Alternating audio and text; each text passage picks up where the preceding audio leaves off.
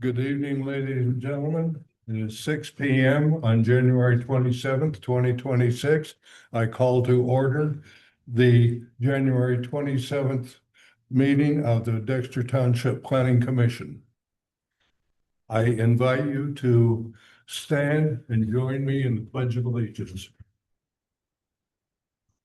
Pledge allegiance to the flag of the United States of America, to the republic for which it stands, one nation, under God, indivisible, with liberty and justice for all. Thank you, ladies and gentlemen. And now I ask our Secretary Meyer to please call the roll. Abbott, Here. Smith, Here. Hurd, Here. Chairman Birch, Here. Straub. Here.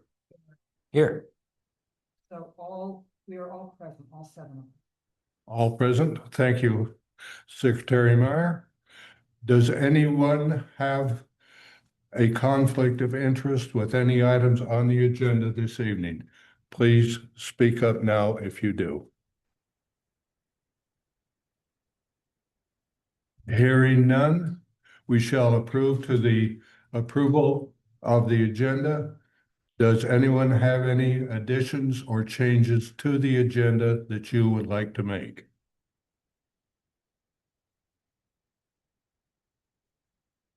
As chair, I would like to make two additions to the agenda.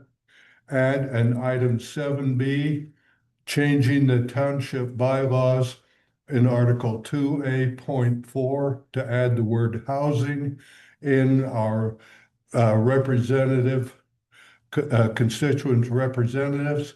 This is to conform with Michigan law that was passed last year, went into effect in June of this year.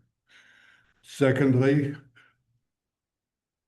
before we go to the second item, I would ask a voice vote on the change to add item 7B, adding the discussion of the bylaws to the agenda. Made the motion. You're looking for a voice vote, who made the motion? The chair made the motion. The motion requires a second. I'll second it, Mayor. Secretary Meyer seconded. Any discussion? Hearing none, all in favor, say aye. Aye. Any opposed, no. Motion carries.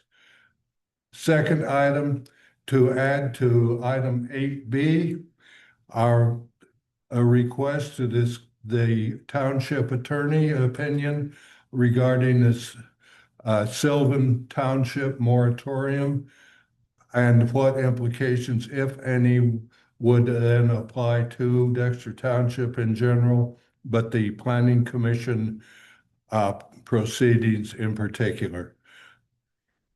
Consider that being a motion made, Second. supported by Abbott. to add item 8B to request township attorney's opinion regarding the Sylvan Township moratorium. Any discussion? Hearing none, all in favor, say aye. Aye. Any opposed, no. Hearing none, motion carries. Is there any further change to the agenda this evening? Hearing none, the chair will entertain a motion to approve the agenda as amended. So moved. I'll second. Barry. Mayor. Barry moved and seconded by Secretary Meyer to approve the agenda as amended. All in favor, say aye. Aye. Any opposed, no. Motion carries. We now move to public comment. As members of the public would care to address the board this evening, please feel free to do so, and please give us your name and address for the record purposes. Make sure the green light is on, Right up where the folder is, there's a button on top, Oh, yeah. on And I'm top. supposed to be technical, you know, guys. Yeah, you are. Oh, Fletcher man, thank you. I'm Deb Melky, 14282 North Lake Road. And I'd like to talk about data centers this evening. Thank you for that opportunity. I'm not a long-term resident of the township like many of you. I've quickly come, however, to love and appreciate the beauty and peace, the small community feel of Dexter Township. That is why I'm here this evening.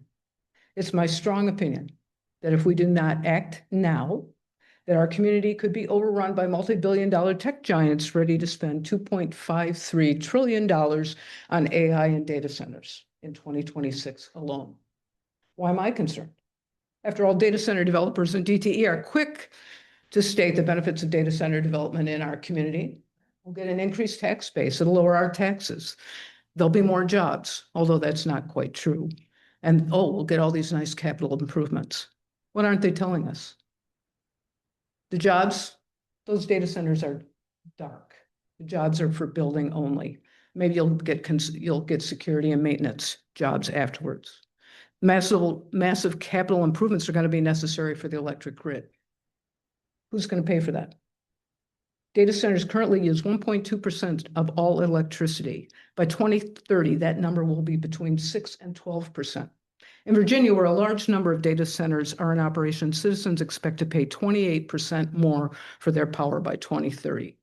Additionally, data centers create bad harmonics or voltage spikes on the grid. These erratic voltage spikes damage household appliances and raise fire risk. And research shows that 75% of all highly distorted power readings show up within 50 miles of a data center.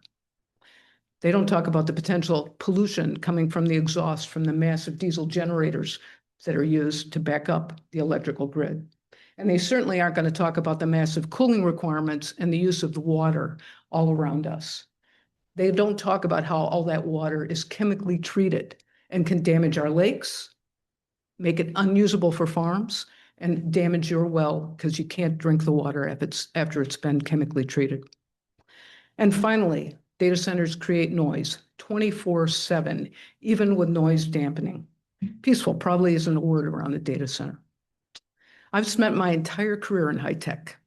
My last position was a vice president of professional services at a company that developed AI applications for government and insurance companies. I'm not a Luddite. However, I believe the rampant, untrammeled, and unregulated growth of AI and the data center infrastructure that supports it has the potential to damage, even destroy, our lives, community, and financial security. It is my hope that the township will take action now to limit, if not eliminate, data center development in Dexter Township. Thanks for your time. Thank you. New enough, Mr. Siegel, would you care to address? Joseph Spiegel, 7905, Sauer, Gregory, Michigan. I believe at least two people here heard what I said at the Board of Trustees meeting, and I'm here as a citizen. And I'm going to repeat it because I think it's important. And I believe what was said before me was right on. I mean, I concur in everything that was said. I have mapped out the current sites. The data centers are an issue. There's either 15 or 16 active, withdrawn, or possible data centers in the state of Michigan. I've reviewed as a citizen the Dexter Master Plan and believe that data centers are not supported as a land use, but our ordinance need to be addressing data centers.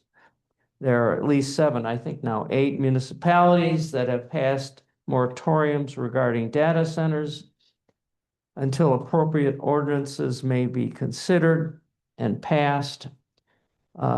As you're aware, Celine issued a moratorium a day late and a dollar short. Data centers are an existential threat to our community. It affects land use, the environment, creates noise, uses water that is not replaceable. I would suggest that an ounce of prevention is worth a pound of cure. Failure to have a moratorium until we can intelligently, reasonably, and rationally address an ordinance regarding data centers is absolutely essential.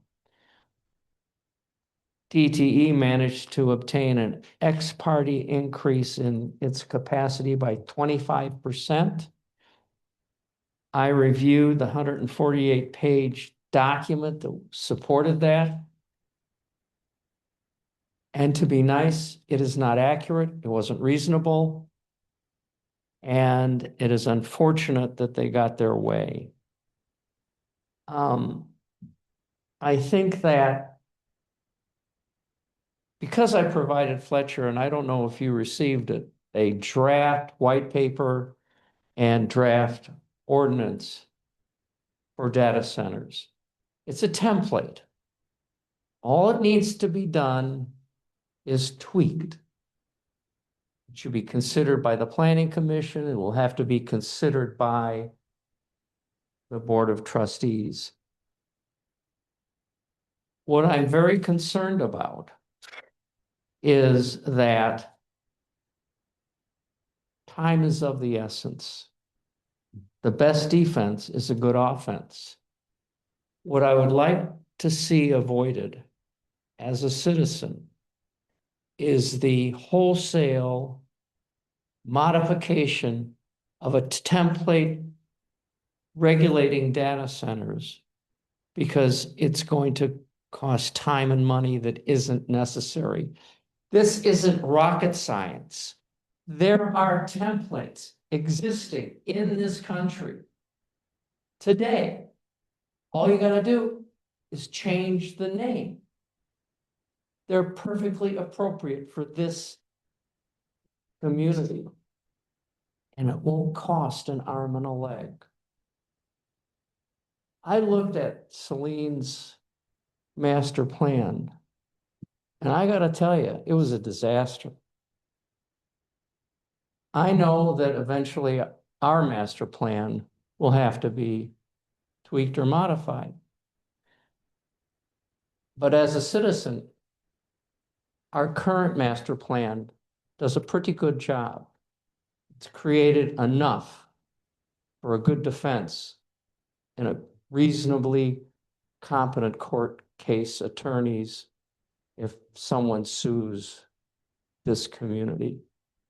So I really encourage the imposition of a moratorium and an expedited consideration to an ordinance regulating data centers. Thank you very much.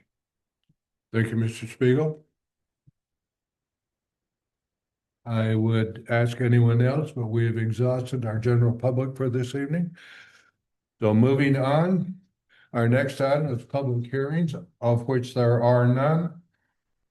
So we will move to item 7, our action items, the election of the chair, the vice chair, the secretary, and recommendation for the Township Board of Trustees, Planning Commission representative to the Zoning Board of Appeals.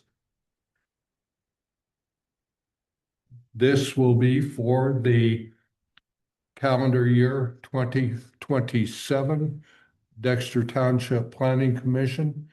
The floor is now open for nominations for chair. Mr. Chair, 7 or 26, 2026 or 2027? We are doing 2026 is gone now. Gone. Wait a minute. I made the mistake of reading the agenda this evening. 2026. Thank you, Secretary Mayor, for catching. I've napped too long. It's because it's the 27th of January. Yes, the 27th of January confused me completely. I apologize. Mr. Chair, Mr. Straub.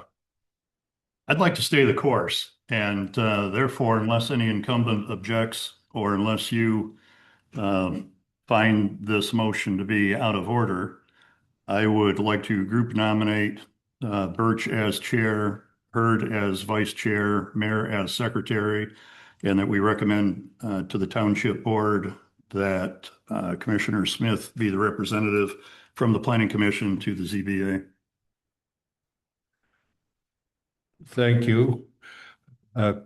Commissioner Straub, I would support that motion. it has been moved by Commissioner Straub, supported by Vice Chair Hurd, that we do an en masse election of the officers for the Planning Commission for the year 2026. Is there any further discussion? Hearing none, I would ask for a voice vote on this motion. Secretary Mayor, would you please call the roll? Yes. Smith, Yes. Bird, Yes. Straw, Yes. Mary, Yes. yes, and Chairman Birch, Chairman Birch will vote yes. 7 yes. 7 yeses, no nos. We have a new administration for 2026. Thank you. Next item this evening will be Planning Commission bylaws discussion for Articles 5, 6, and as amended, Article 4. DPZ Rare, would you care to present this to the Planning Commission? Good evening, Planning Commissioners. Today, we have in front of you a continuation of an ongoing discussion we've been having about the Planning Commission bylaws. The biggest changes that you'll see has to do with the order of business and agenda, which we've had in-depth conversations about the past handful of meetings.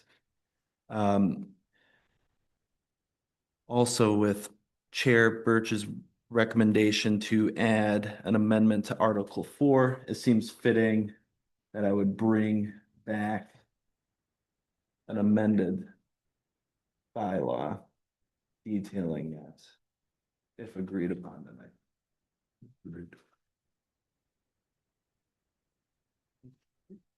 But I'm available for any questions. Like I had mentioned, the order of business are the largest amendments you'll see from the previous Planning Commission bylaws.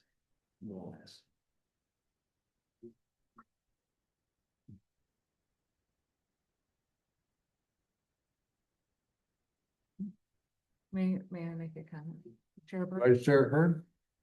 I just have a question about Article 5 officers, E3, the proposed language under secretary's duties. And this is just for clarification. The proposed language says review the draft of the minutes and submit them for approval to the Planning Commission. The secretary may delegate this duty to planning staff within 14 days of the meeting to each Planning Commission member. Is it supposed to be like to distribute a copy to each Planning Commission member? Is there, it's supposed to read that way. So can you clarify Sure. that, So is that how it's read? I kept this identical to what has been in the Planning Commission bylaws. This specific section had a typo where it was divided into two separate sentences, starting with a lowercase letter. So I just made it into two complete sentences and kept the same language. We could be more specific as to what we're doing exactly, either distributing copies to each member or just relying on staff to do so.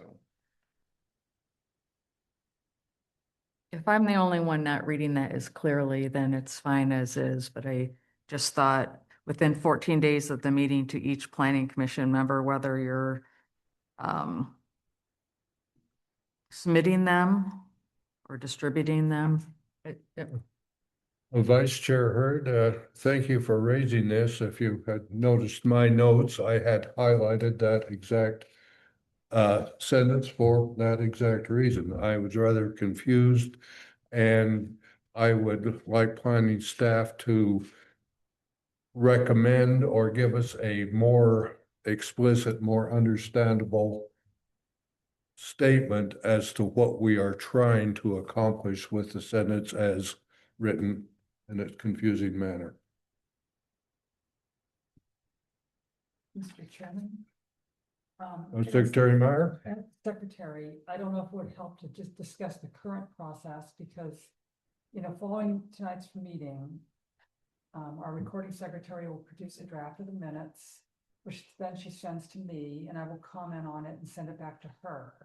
And then after that, what happens next? It's put in board packets, it's sent to Fletcher as a reviewed and approved by the secretary. And then it comes out in our packet like a week before the meeting. Yes. But so I don't ever send it individually to the planning commission members. And it's not 14 days, it's the week ahead as part of the packet sent out by Fletcher.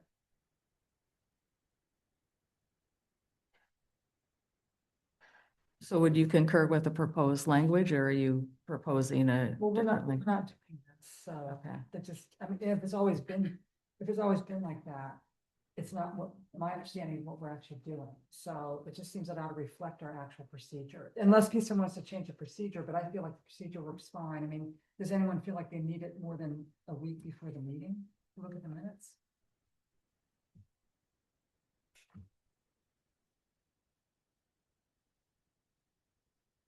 Mr. Chair.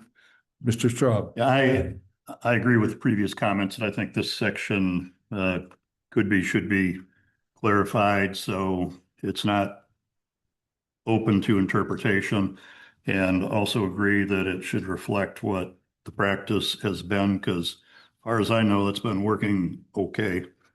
I would like to further add that if this comes back to us, and we're not able to make a change like that tonight, I would also like to address a couple of sections under H voting 4 and 5. I've mentioned this before, but as the chair has demonstrated, it's much more natural, I think, in a meeting that we vote, aye or nay or aye or no, but our bylaws say that we vote yes and no. So I think we ought to settle on one and formalize it into the bylaws. And I'm not sure off the top of my head, but I think township board is always aye, isn't it? I think when the township board takes a vote, I think that's aye. I don't remember if it's nay or no, but anyhow, we ought to just make that what not only seems best, but what has kind of naturally been what the chair has gravitated toward. But that's all in the context of, I think we're going to see this again at a future meeting, and I think by our bylaws, we would not make a change on the fly before it's at least in draft form and distributed. Commissioner Straub, I think you raised a very good point, and would you care to move for H5 as to what you, in your opinion, should be the appropriate positive response? Yes, sir. I would move that we make the changes under H 4 and 5 that presently say votes are recorded as yes or no. They should be recorded as aye or nay.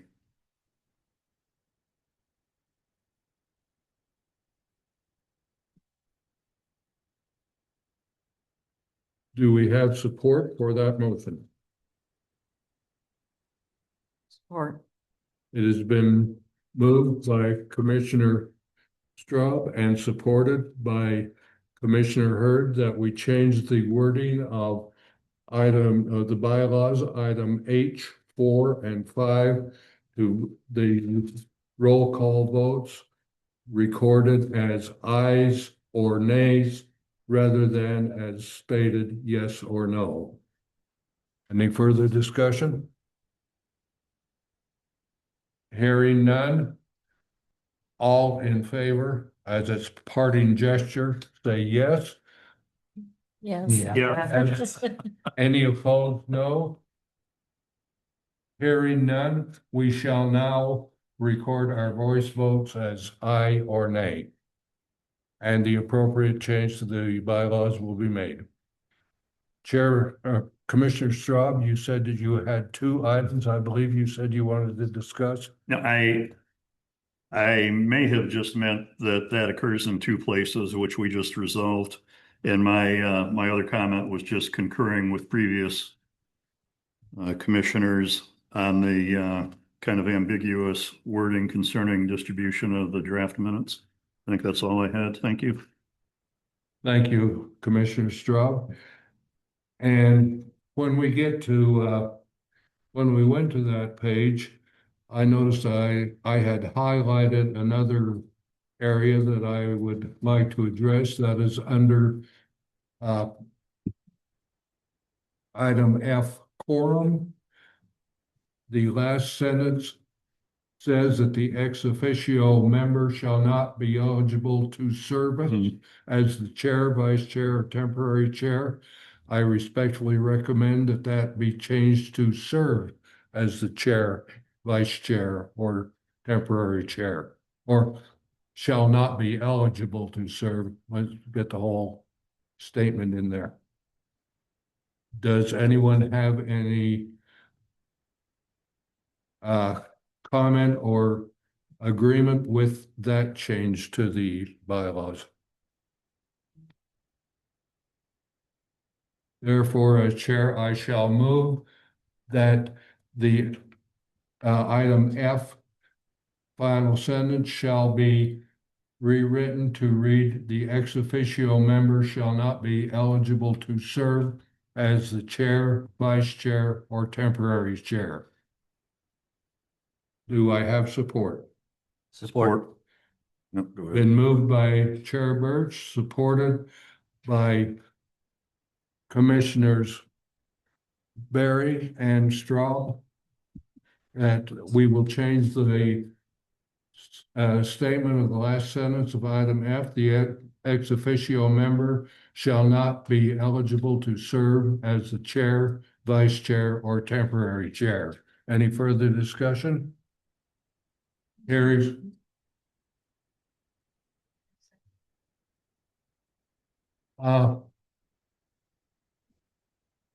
Record Secretary Barry.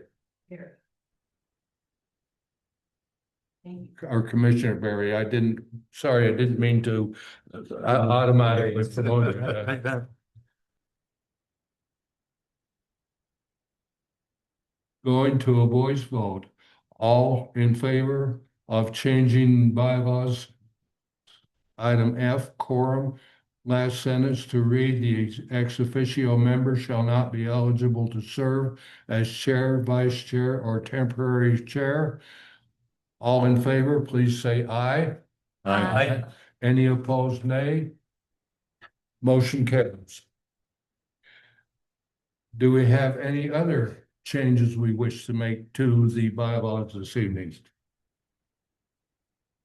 That's the questions. We were working on Article 5, Officer Secretary's Duties, number 3. And that sort of got set aside when Mr. Straw brought up something else. Did we make a decision on what we're gonna do for the language there? That is correct, and now we can go back to the item that was on the floor that got sidetracked when you had another motion presented.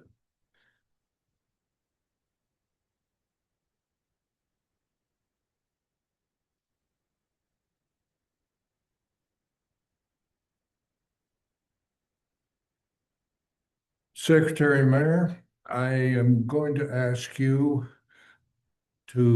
for your recommendation of how item E3 under Secretary's duties may be rewritten. So for the unwashed of us, we may understand more what that might intend to say. I would suggest keeping it simple and say, review the draft of the minutes and return them to the recording secretary, period. The secretary may delegate this duty to planning staff if needed. And then I don't know that we have any other, is there any other section here that deals with the packet? Getting the packet out or putting the packet together? I recall. But I don't think we need to put anything in here about the packet.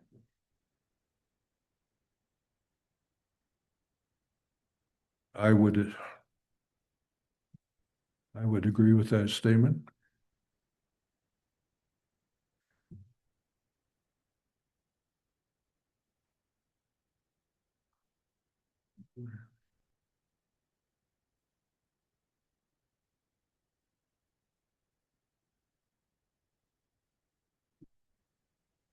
You want me to read that again?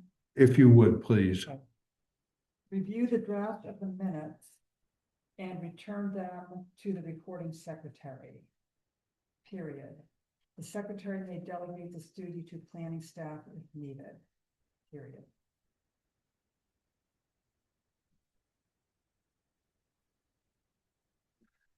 So if I understand your motion, we change item E3 to review. The secretary will review the draft of the minutes and return them to the recording secretary, period. The secretary may delegate this duty to the planning staff if needed. Did that summarize? Yes. Thank you. Just, Mr. Chair, clarification, was that as needed or if needed? Well, it could be either one, whichever I think you think is grammatically correct. I don't know. I just thought I heard it differently the first time. I don't know that it matters. Yeah, I think as actually sounds better than yeah.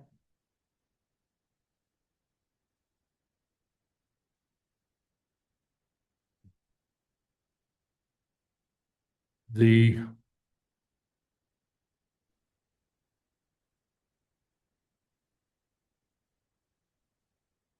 okay, item E3 will now read, the secretary shall review the draft of the minutes and return them to the recording secretary. The secretary may delegate this duty to the planning staff as needed.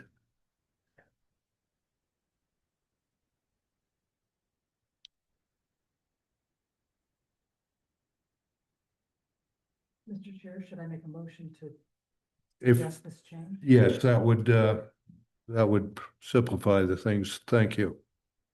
I move to change the bylaws, section E3, secretary's duties to read, the secretary shall review the draft of the minutes and return them to the recording secretary. The secretary may delegate this duty to planning staff as needed. Motion on the floor. Do we have support? Second, support. Support, moved by Mayor, supported by Abbott to change bylaws, section 5E,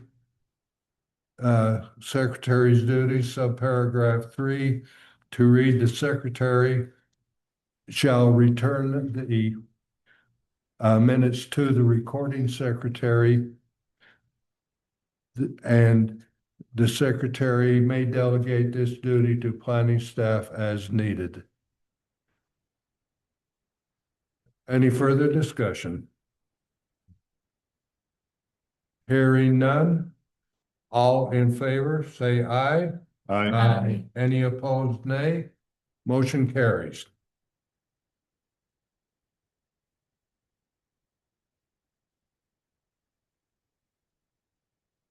Now.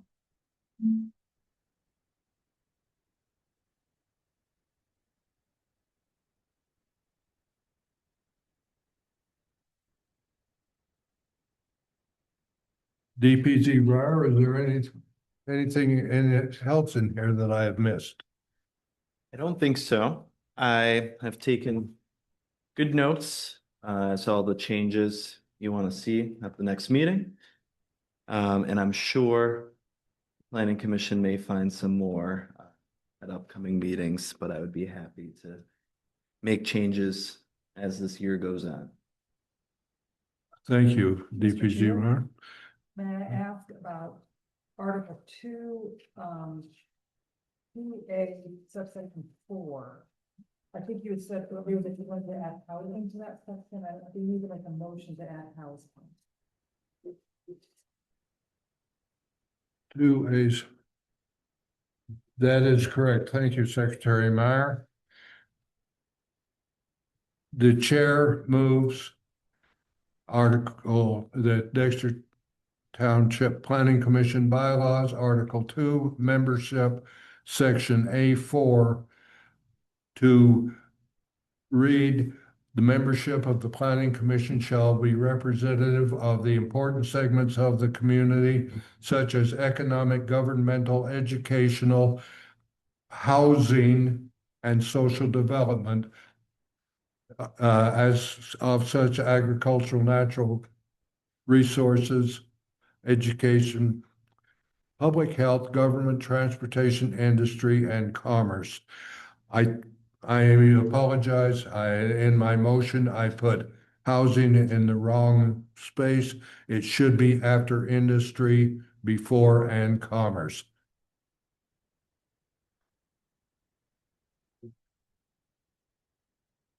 Again, the membership of the Planning Commission shall be representative of the important segments of the community, such as economic, governmental, educational, and social development of such as agriculture, natural resources, recreation, education, public health, government, transportation, industry, housing, and commerce.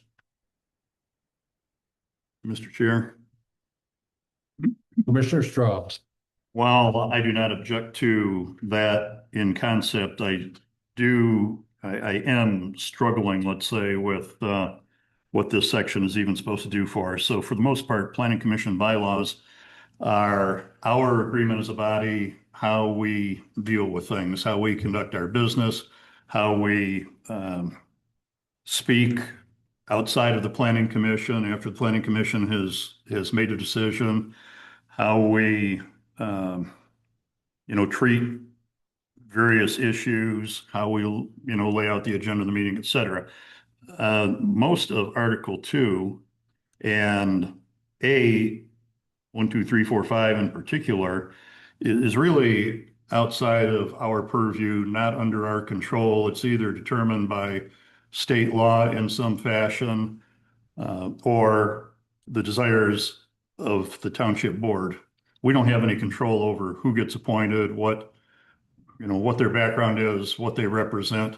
We can suggest this to the township board, but we have no authority to alter the makeup or the representation geographically or anything else. So I say that having been on this board for I don't know how many years and never having a problem with this. But now that we're about to change it and I think about it, well, that's not really up to us. That is an excellent point, Commissioner Straub, and I agree with your general concept. However, as a House bill, I don't have the exact number, I think it was 5553 last year, added housing to the consideration of the concerns of the master plan and what townships must do in their doing their business, and made it a part of state law that housing would be in the guidelines for the Planning Commission. In fact, this is a change that's also made to the Planning Enabling Act, which we haven't seen the copy of yet. I thought I would get ahead of the requirements and add it to our own bylaws prior to recommending it also to the township board for modification to Article 38, so Article 38 will also conform to Michigan state law. That was my impetus for adding it here. Yeah, that all sounds like a good idea. Thank you. I'm guessing, however, that the township board has not been provided a copy of planning commission bylaws, so maybe whatever concerns I have would be totally satisfied by when we're done with this. Let's just make sure that it gets distributed to the township board.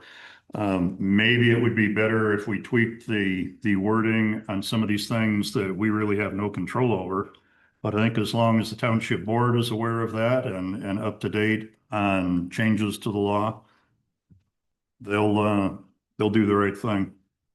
As a matter of fact, that was something I was going to consider during our discussion later in this evening, is asking our township board representative, Commissioner Abbott, to take this information to the township board with the actual reference to the Michigan state law that put this in.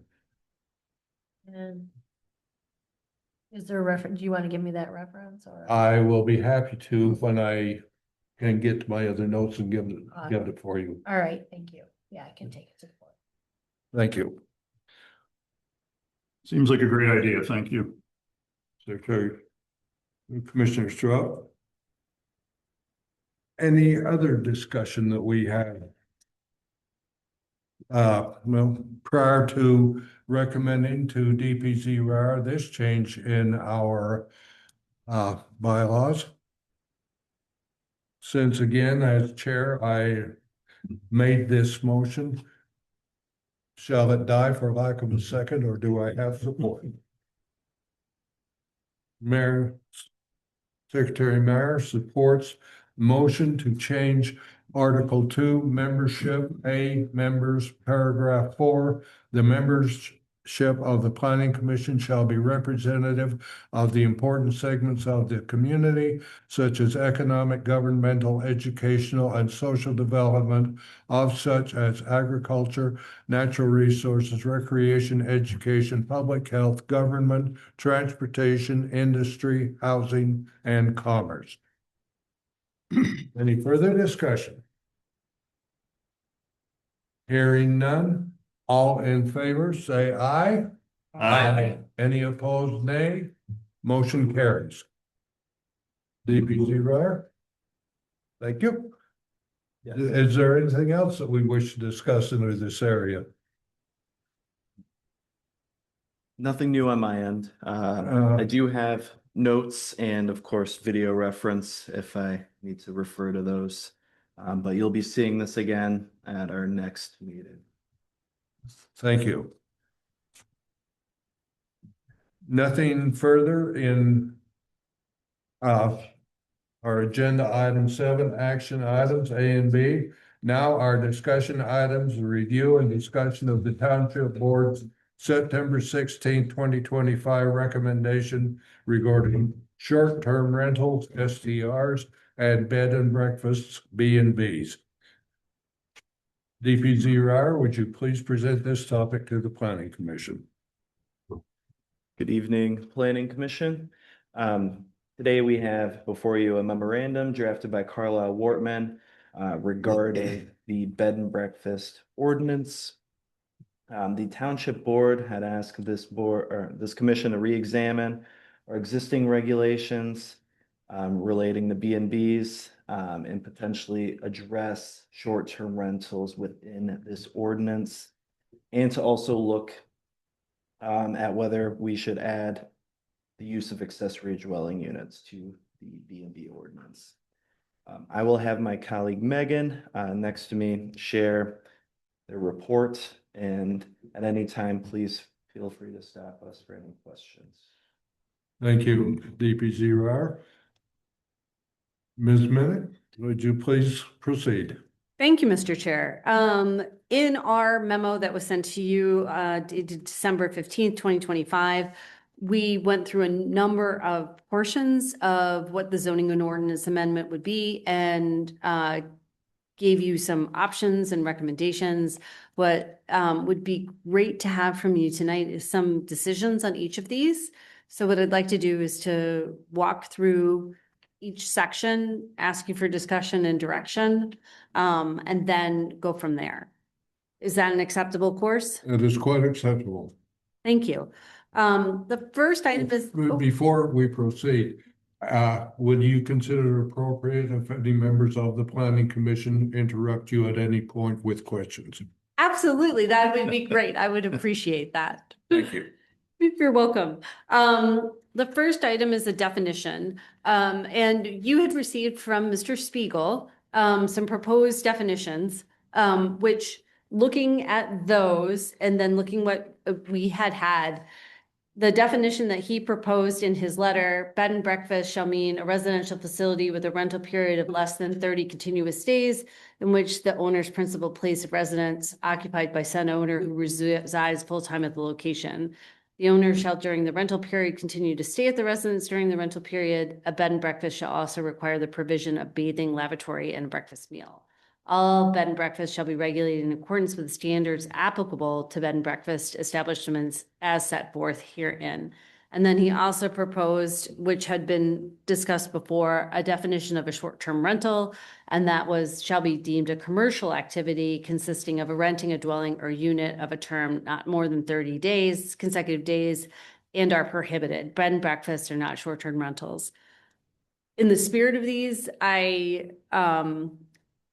agree, and I think they could be used. However, in terms of this is one portion of a big zoning ordinance, and best practices in zoning is for regulation not to be in the definition. So what I would propose is for the bed and breakfast for the first two sentences, ending with who reside full-time at the location, that to be the bed and breakfast definition. And those other things to be appropriately moved into the regulations, the special regulations for bed and breakfast. And then in terms of the short-term rental, that could stay as proposed, except I would strike are prohibited, because if in the zoning ordinance, if you look at section 106 and you look at the definition of prohibited use, it says that those are a use that's not listed in a zoning district. So if those aren't listed, then it's just extra belt and suspenders that you don't need. And when you're not doing with other uses, it makes it it's a little odd with the rest of the zoning ordinance and how it works. But I appreciate the reasons for it to be clear. In the note that we have from Carwell Wortman, in your recommendation, you consider removing owner occupied from the definition and rely on a requirement for owner occupancy in section 1704K. Why?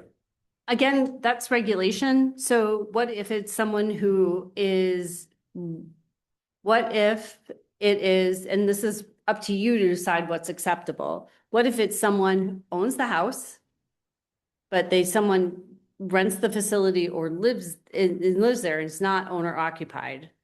You see what I mean? So then if it doesn't meet the definition, also in terms of you could look at owner occupied as regulation, and to place that in there. However, based on the input that you've gotten, what you've said and what your debates were during short-term rentals, it seems very important that it's owner occupied. And so I can go, I'm willing to not be a purist in regulation and having no regulation in the definitions when it's something that you want to articulate and make it very clear. Thank you.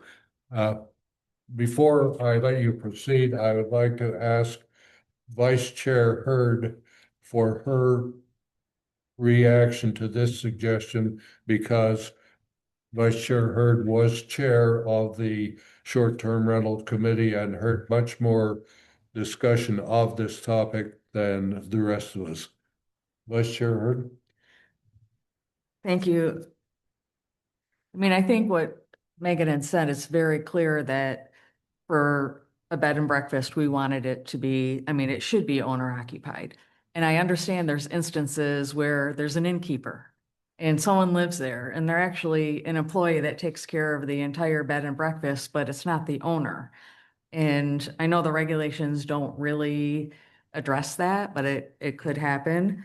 But I know that owner occupied is important. I don't have the use standards in front of me right now. So what you're referencing, to make it correct, I'm gonna try to understand your rationale that that's where it should be. But I mean, I guess I agree what Megan is saying, our consultant is saying. I mean, we could carry on the discussion from there that, a bed and breakfast to me is a type of short-term rental. It is a type of short-term rental. But a short-term rental is not a type of bed and breakfast. You can't swap them that way. So to me, that's really important to make sure that the short-term rental is a commercial activity that is basically not owner occupied. And from what I know, the township board wants us to explore other possibilities to incorporate short-term rentals, and we'll talk about accessory dwelling units, I'm sure soon. But I felt that their denial of any type of short-term regulation moving forward was saying that a bed and breakfast should not be directly compared to a short-term rental. It is a type, but it is definitely a commercial activity versus more of a residential activity that's owner occupied. And I guess that's my stance moving forward with the discussions. And I mean, I want to hear what everyone else has to say as we move forward through your memo. Mr. Chair. Most of my comments I'll hold until we get to owner occupancy, because I think that's where this issue really turns.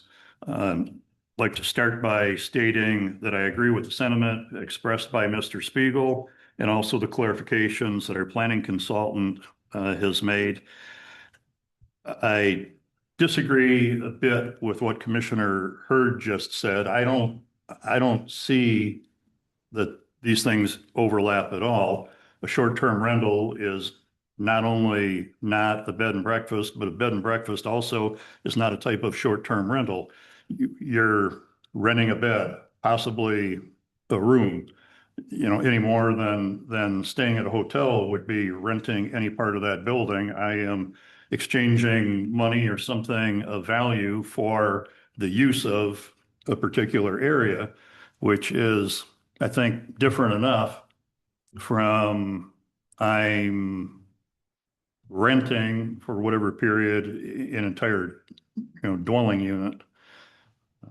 And I'll hold the auxiliary dwelling unit discussion for a little bit later, because I think that's in direct conflict with the intent of our master plan and was discussed during the master plan process. But anyhow, I don't think these things should be commingled. I don't want to sound like, oh my gosh, I've got a real objection to what was said. It's just, I don't see that there's overlap there. Let's just treat them separately.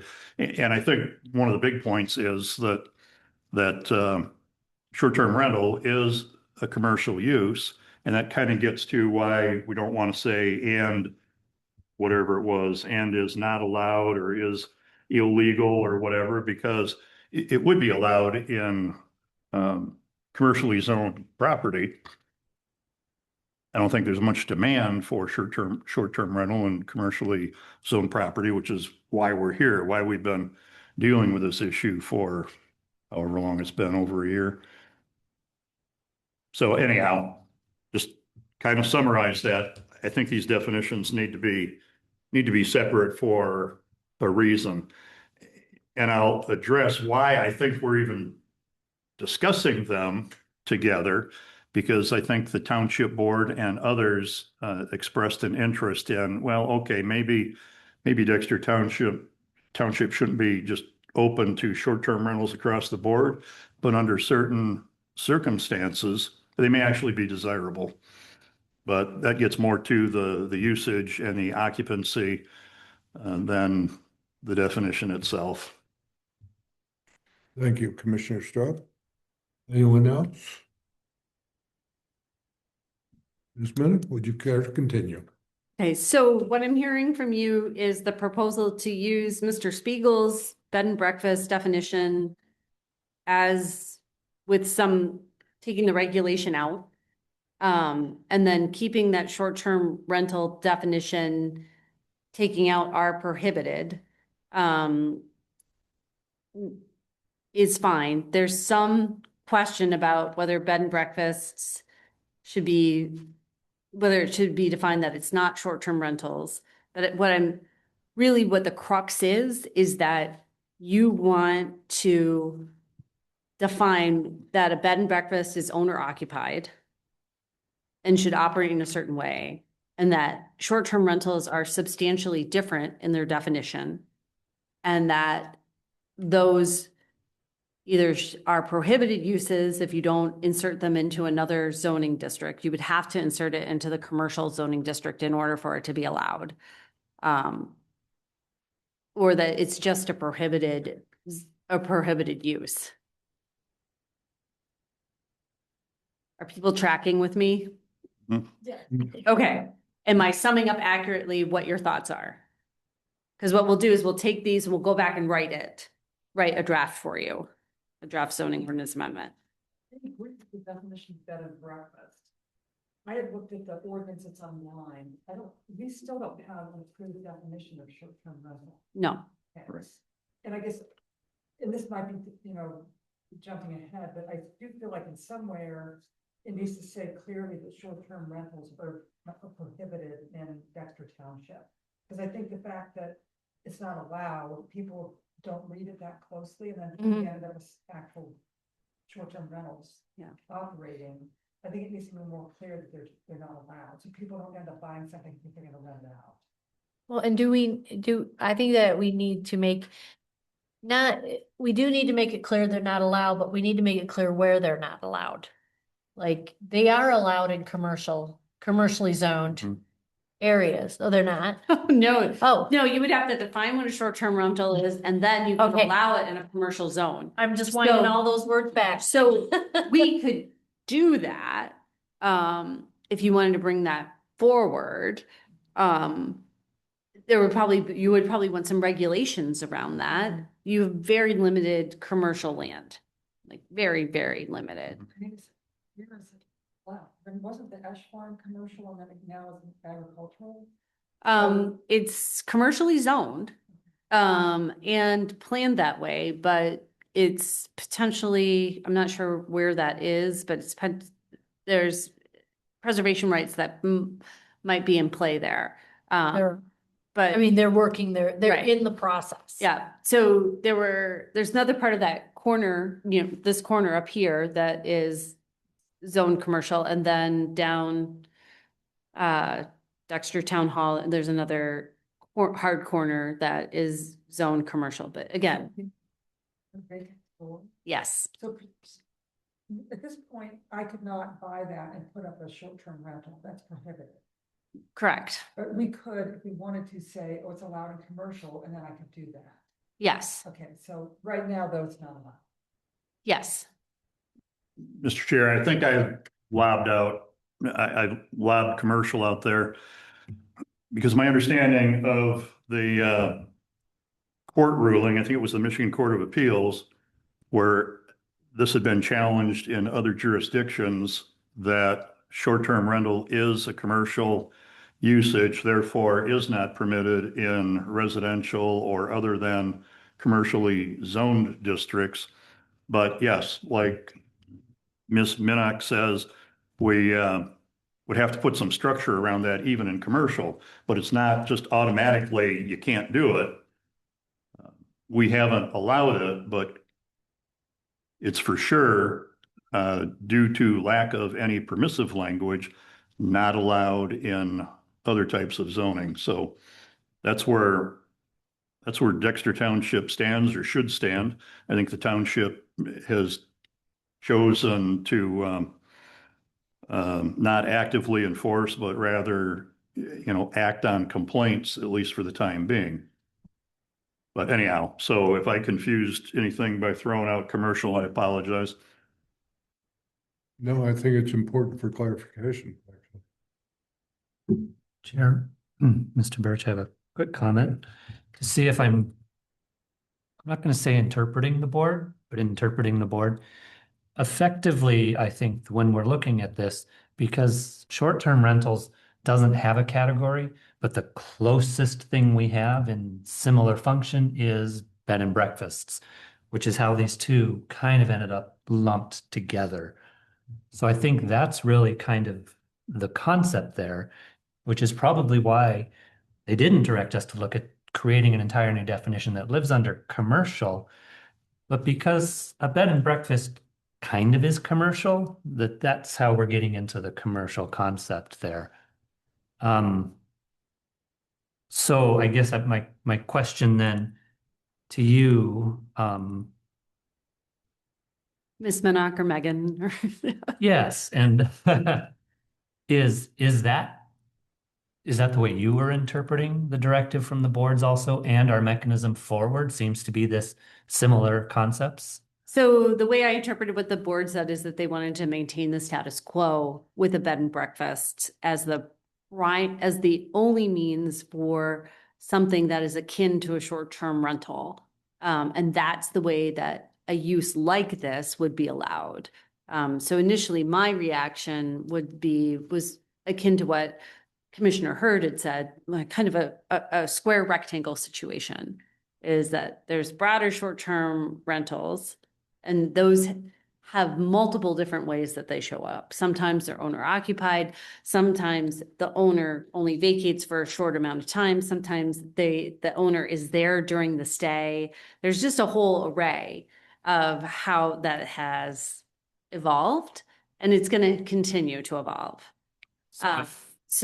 But if we're going to limit it to bed and breakfast, what we need to do is have a definition of bed and breakfast that articulates what the basics of that are, and then regulations that then deal with the circumstances under which that use is allowed, looking at the health, safety, and welfare of not only the people there, but also adjacent properties.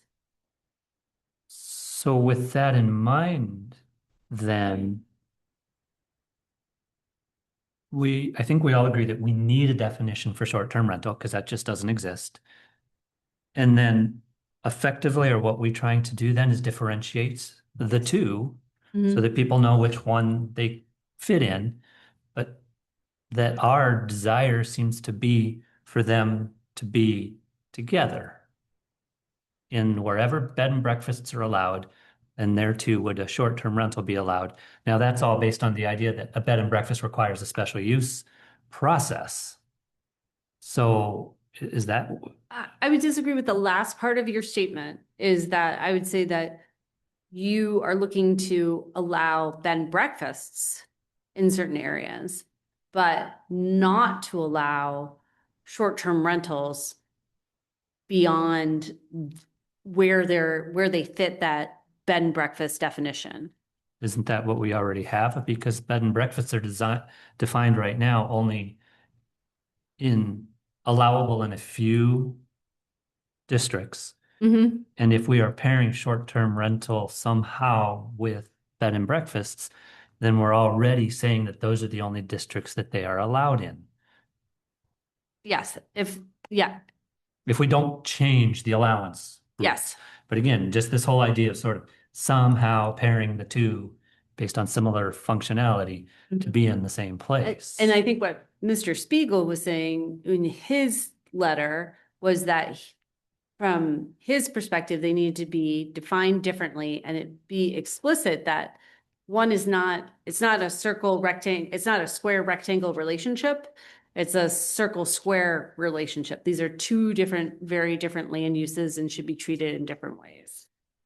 And so I think that's a decision that you could do it either way, technically, from a zoning perspective. You could define them either way. But what I would ask from you is what is how do you perceive it and what's the importance of the relationship between the two as you're looking to regulate?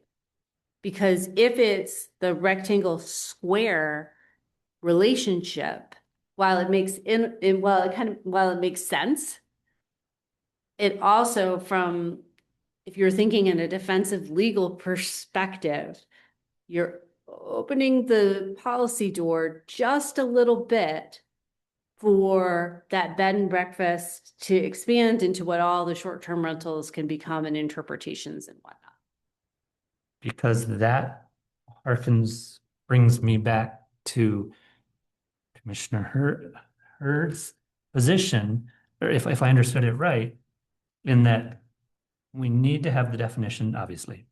Then there is this, I get confused in the one is one, but the other is not the same thing, which begins to imply to me that maybe there's a layering where one thing can happen and the other one, if it doesn't meet something that the one that can happen does, then all of a sudden then this one can't. And so that's really what allows the difference. And I wish I had it clear on how you said that, because you said it very well, for which one is which. And if that's the case, are we as a group trying to say, I see this as a question to us, are we trying to say that we want to allow the possibility for both to be within the same districts or not? If yes, then it seems like this layering concept could somehow kind of work.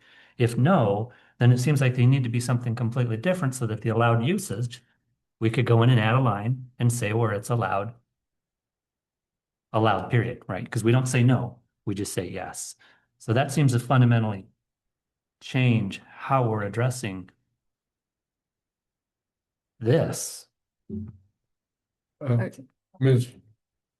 I know you haven't spoken, so I'd be happy to have you spoke first, but I wanted to provide some clarification on the board motions. So, after thinking of this whole issue and serving on the short-term rental committee and having this all come back to us after a year of research, I really had to focus on the two motions that the township board put back on us. And I actually brought copies of what those motions are because they are very specific. They're not asking us to go out and do all these things. The first motion is to bring back to the Planning Commission to add clarifying language to the effect that bed and breakfasts are the only permitted short-term rental use in the township. So when I said about short-term rental uses that it's very broad, because in some communities, it can mean corporate housing. And these are all less than 30-day rentals. We're talking less than 30-day rentals.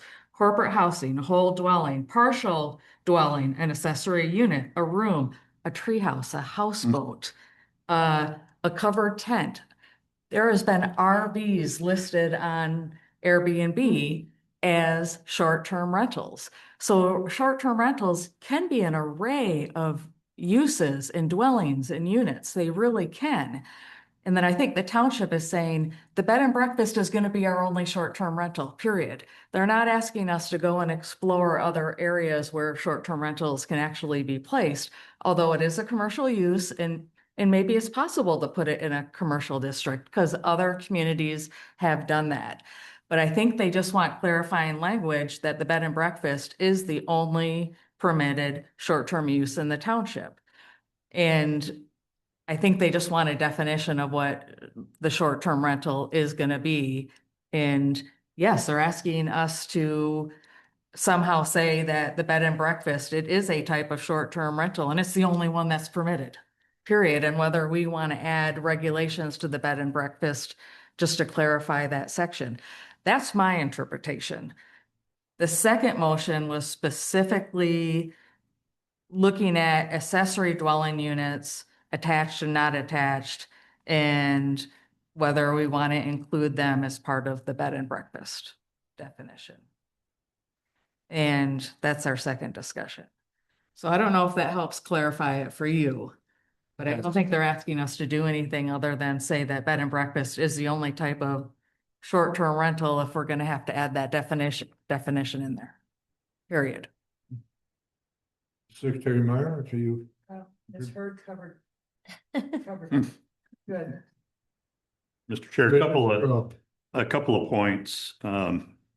Number one, and it kind of gets to what Commissioner Hurd is talking about. I think if we move the conversation along and get to owner occupancy, a lot of these issues will find their own places. At least for me, that's the big difference between a bed and breakfast and short-term rental. You know, in the first case, the owner is there on the premises. In the second case, I think a lot of our issue is we don't know where they are. But the second point I was going to make is, yeah, we're dealing with this mainly on a self-inflicted basis. After it came up, after we dealt with it a little bit, after it went to the short-term rental committee and it came back to the planning commission, what we forwarded to the township board was kind of not satisfying. We addressed, yeah, we think it's probably okay in ag zoning and RR with certain conditions.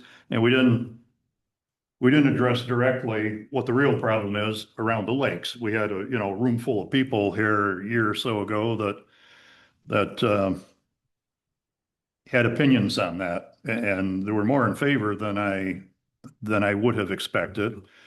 But we never addressed the issue that most everybody was here for. We kind of punted instead of getting the ball over the goal line, and that was the planning commission issue. I take responsibility for that. I was chair at the time.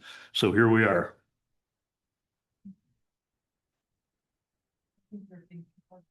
Yeah. Now, I hope to redeem myself in a few minutes. We'll see. Yes, you were 1-7 vote. See if I can recover my fumble.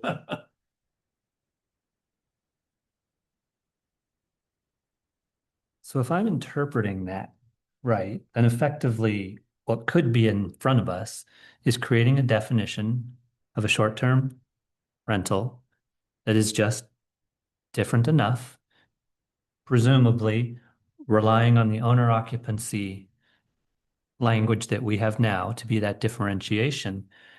And that answers the question of what an STR is versus what a bed and breakfast is.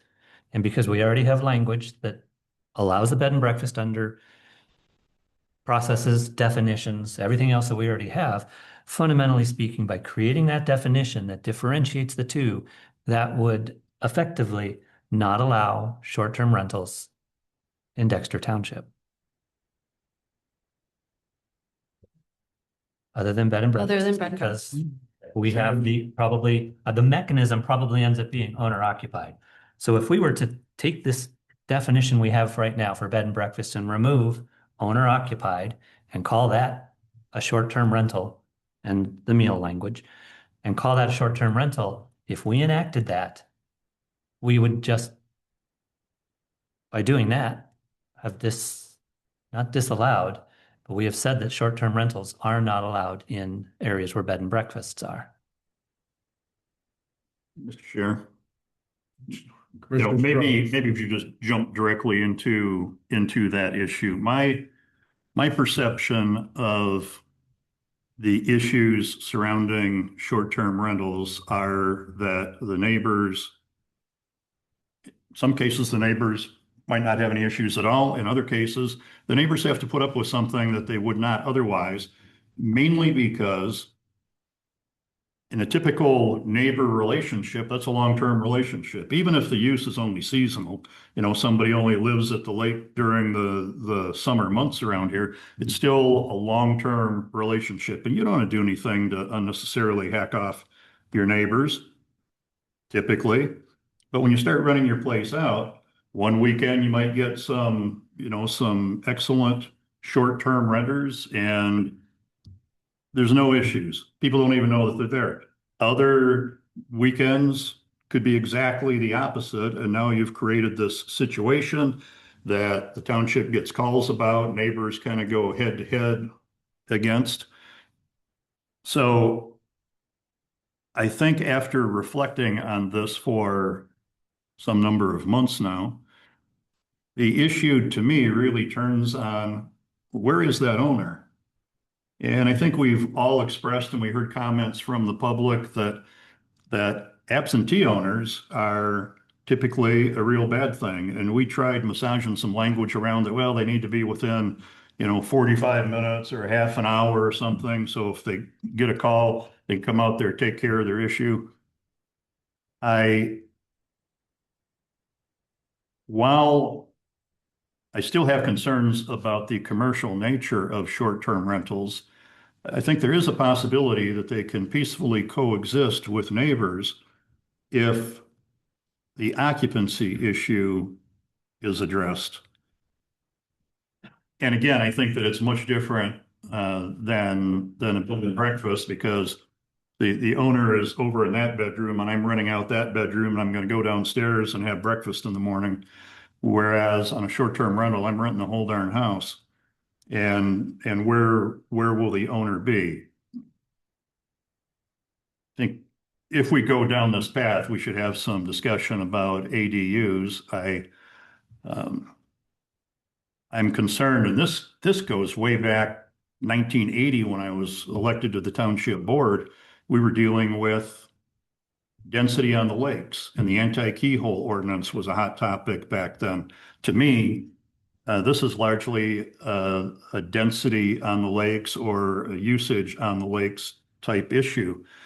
If we have, maybe I should just skip the ADU, but if we have people living in the ADU and renting out the main house, we've increased the density on the lakes. I'd rather have like a 1-for-1 replacement.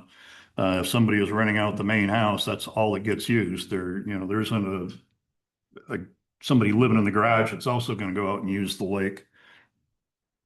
I think as we heard comments over the months that we've addressed this issue or tried to deliberate on this issue, there've been some suggestions that, if not explicitly stated, they were kind of floating around for us to grab. I think there would be some merit, unless the planning commission is willing to just take a stand, which was the early positions of some of us, that no, short-term rental is just prohibited in Dexter Township under any conditions. Unless we're going to take that stand, which I'm guessing if we were going to take that stand, we would have done that last year. There could potentially be a place, not in the middle, but closer to strict regulation on short-term rental. And to me, that would be,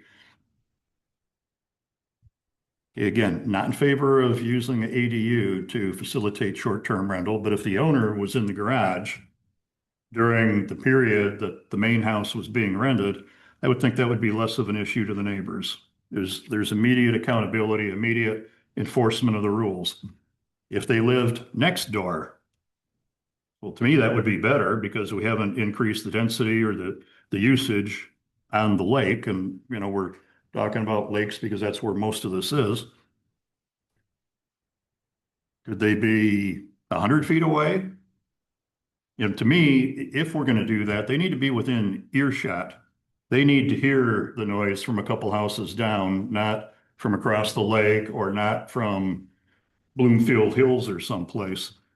So I would be willing to have a discussion if somebody, if the majority of the board, the planning commission, wanted to pursue that you could have a short-term rental if the owner of the short-term rental resided not more than XXX feet while the rental was being rented, or they were on site for a minimum of, XX hours during the period that it's being rented. So there is that immediate accountability, and there's not, yeah, I own the place, but I live way the heck far away. All I'm interested in is keeping that thing full during the rentable months. But anyhow, that's where, I go to the owner occupancy, and it differentiates it from bed and breakfast. But I think there is some potential in that. Maybe it gets too complicated and we just throw our arms up and say, "Oh, to heck with it, we ought to prohibit them." But while there are paying guests at the short-term rental property, the owners of said short-term rental property need to be nearby and during the occupation hours anyhow. Mayor? Thank you, Mr. Chairman. I understand what Mr. Straub is saying. I would be opposed to opening that door. I think it just starts you down a slippery slope where how close is too close, and what if somebody's like, 10 feet beyond where they should be? They're gonna, you'll hear at the ZBA or whatever. I just feel like if you look at the definitions that we have in our memo, all the definitions are geared to single-family dwellings. It's originally a single-family dwelling. It's not an ADU. Or a dwelling and an ADU, which is, I do think that's a cleaner way to go, is just make it a single family dwelling, which I would like, if possible, to add that to Mr. Spiegel's definition, a single family residential facility. And I do like the fact that Mr. Spiegel also, I think this gets into Megan's concern about regulating the definition, but adding that the owner shall during the rental period continue to stay at this residence during the rental period. They have to actually be there the entire time. And I, not to beat a dead horse, but I feel like saying, okay, the ADU is okay, or you're okay if you're, right down the street, because we did have that situation where, and I feel bad for those people. But, they bought this as investment properties, they got, they're like down the street. And we say, you can't do that, but I just feel like then you started getting into opening the door to what's allowed and what isn't. It's a judgment call. And I think one of the big things we have is who's going to enforce it. I mean, right now, even there might be Airbnbs operating in the township, but no one's complaining about them, so they're still operating, even though technically they're not. I just feel like we don't have the resources to enforce or even, investigate. And I thought that we were ready to take that stand whenever it was, August, September, or whatever, and yet we did not. So we didn't slam that door.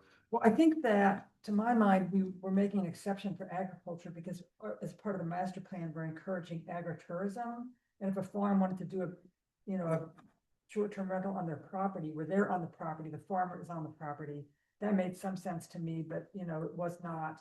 And maybe no farmers would want to do it, but in order to, help farmers, that was something that made sense. But I think generally the rest of the township doesn't lend itself to short-term rentals, from what I understand.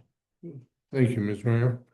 If I could chime in here, I really like the model that Ms. Minnick suggested, using the square and the rectangle. To me, a bed and breakfast with owner occupied is the square. The rectangle would be short-term rentals, but where are we going to permit those short-term rentals? And with deference to Commissioner Straub and his idea of ensuring that the owner of the property is within X distance, I think that is frankly opening a bag of worms we do not want to get into. I am very sympathetic with the arguments that Secretary Meyer just raised, especially enforcement and location, where, to me, a short-term rental that is on owner-occupied property, if that is not a contradiction in terms, would be about as far as I personally would be willing to go. A bed and breakfast, if it is owner occupied, and even even prohibiting an ADU or a bed and breakfast would be, I think, appropriate. In my mind, the responsibility for the long-term maintenance of the property and the relationship with the neighbors and with the township and with the township administration demands that for effective enforcement, we have to have the owner occupied for any of this commercial activity. Now, an exception could be made for agritourism and the farms, but we got very few farms at our lakefront property. So that would not be the issue that we would normally encounter with dealing with the neighbors on the lakefront or the use of the boat or the mooring, the whatever. So I guess I am really coming down, liking the definition provided by Mr. Spiegel. If we can wordsmith that to where it meets our satisfaction, I would be quite willing to go that far, but permitting short-term rental property only in agricultural areas. Mr. Chair, offer two definitions based on your conversation. Surely. That a short-term rental is a residential facility with a rental period of less than 30 continuous days. Stop. Bed and breakfast, a single-family residential facility with a rental period of less than 30 continuous days, which is the owner's principal place of residence and occupied by said owners during the rental period. Yes. I think ultimately, what we're trying to accomplish is telling residents, yes, you can have an Airbnb, but it needs to adhere to the bed and breakfast standards. You need to be living there full-time, principal residency, and has to be less than 30 consecutive days. And you need to meet all of the standards, plus go through the special land use requirements. Excuse me, how is that different then from a B and B? I would say, the big difference is the owner occupancy. That's the major difference. Okay, then I misheard. I thought you said that it would require owner occupancy like a B and B. Right, so. But I don't see that as being a difference. I see that as being the same thing. Well, that's where we get into what a B&B is, which is typically the service of a meal at breakfast time. Our ordinance is a bit lenient on that end, saying you may serve a meal to the guest staying. But that's where the square and rectangle argument comes into play. They are essentially the same thing, but there's big differences. I would say ultimately the special land use requirement protect the township as well as the owner occupancy requirements for issues later down the road. With these special land uses, the planning commission can revoke them if major issues do occur with these bed and breakfasts. So there's always that possibility that a bad actor could have their special land use removed if there's continuous issues. Mr. Chair. Mr. Trump? A couple of things. I'm still a little confused as to how we just differentiated bed and breakfasts from short-term rentals, but I also don't see that if we want to promote agricultural, agritourism, that if somebody was so inclined, they could experience the whole farm experience and just have a bed and breakfast rather than short-term rental in ag zoning. So I don't know that we need to shove the rectangle into the square too hard, and I'd be ready to make a definitive motion. But the second thing is, so in our agenda, we're saying that public comment is for those items not on the agenda, but we'll entertain public comments on agenda items as they come up for discussion. Did the chair want to see if Mr. Spiegel wanted to enter into this? Well, I would be. Before we make a motion here. Ms. Middick? I don't think you need to make a motion tonight. What the purpose, my intent with the memo and the purpose is for you all to have a discussion and then for us to go back and write a draft zoning ordinance amendment that reflects your discussion and then go from there. Which is the motion that I'm thinking of that we would request that staff, based on all this input and Mr. Spiegel's letter, brings back to us the definition of short-term rental. And we're going to need a part 2 to that under regulation that the short-term rental is not permitted in Dexter Township, or it's permitted in ag, or it's permitted in, I guess we wouldn't say not permitted in Dexter Township. If I'm doing the thinking, it would not be permitted in our whatever else we have, LR, and the only possibility would be in commercial because it's, you know, Because I think what Ms. Berg said is that basically the township said no, so I would not even open the door again to ag. I mean, I just feel like that. and I'm fine with that. I think they can do what they need to That's what I do. understand. I don't think they need to Yes. do anything. There's been no clamoring for that, but if somebody wanted to do with that, I would expect they would start with a bed and breakfast. So we don't need to, yeah.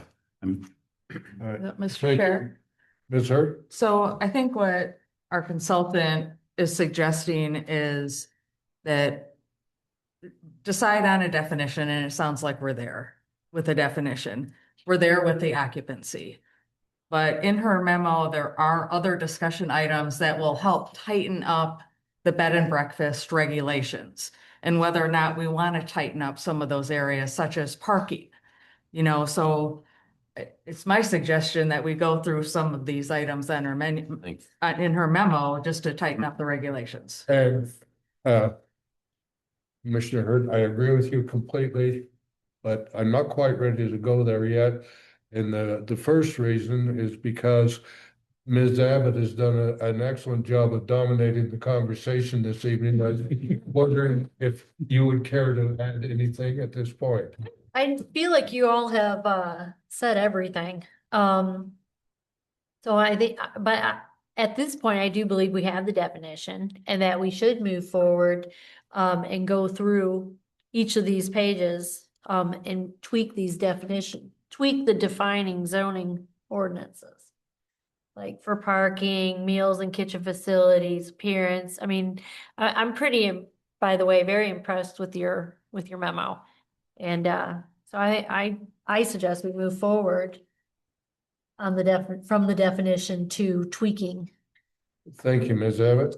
And before we proceed with what has now become an exercise in tweaking, I'm going to ask Mr. Spiegel if he has any final argument that he wishes to share with us. I don't disagree with Megan to some. I think if you took out a bed and breakfast shall also require the provision of bathing, laboratory facilities and breakfast meal, that tends to be a regulation, correct? And those could be in, Because the next sentence is not a regulation, it is part of a definition. It says, all bed and breakfast shall be regulated in accordance with the standards applicable to bed and breakfast established as set forth therein. So the concept is pretty simple. Short-term rentals are prohibited. And what we're saying is a bed and breakfast, which we've defined, is not a short-term rental. Is that a fairly decent summary of your position, Ms. Hurd? So yes, I agree with that. Okay. When we're defining them separately, then Yes. bed and breakfast no longer fits the definition of short-term rental as we define them separately. And I think that would clarify everything for everyone. That was the concept. It's a sort of a statutory approach. You can't do A, B, and C. And X, Y, and Z aren't A, B, and C. And then we said X, Y, Z is, and we define it. So I don't know if I've helped or hindered.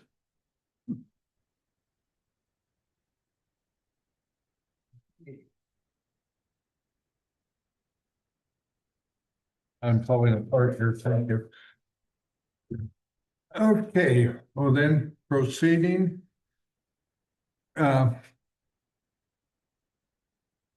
We were going to go through the document provided by Carlisle Wortman. And Ms. Minnick, you've been doing such a good job so far. Would you consider leading us through this document, opening yourself for planning commission comments as we proceed? Of course. The next topic was parking. And there's a listing of regulations in 1704K about bed and breakfast, and it says parking shall be arranged so as not to pose negative impacts on adjacent properties. And you'll recall that this is a bed and breakfast is a special land use, so you would go through that process and look at that when they were coming through for approval. However, table 18.1 has the following parking requirement: 1 space per guest room plus 1 space per non-resident employee. And it's not clear whether that's in addition to the parking requirements for the single family dwelling, which can be anywhere from 1 to 5 parking spots, depending on where they are. All we would ask is clarification, and our recommendation probably would be that it's this 1 space per guest room and 1 space per non-resident employee, maybe in addition to the requirement for the initial, in addition to whatever's required for the single family home. And I would like to chime in here, the 1 space per non-resident employee. Going back a few months to our discussion on home-based businesses where we effectively outlawed non-resident employees at home-based businesses, I see that phrase as being completely irrelevant to our discussion here.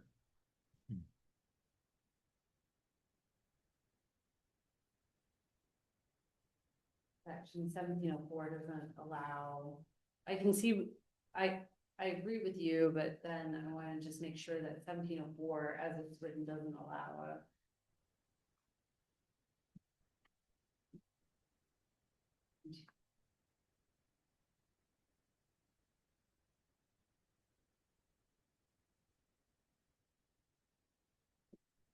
Yeah, that does, currently, bed and breakfast IMK doesn't say anything about those employees. So essentially also, I don't know if you want to say it here, also within the bed and breakfast, whether you want to allow a non-resident employee or not in this circumstance.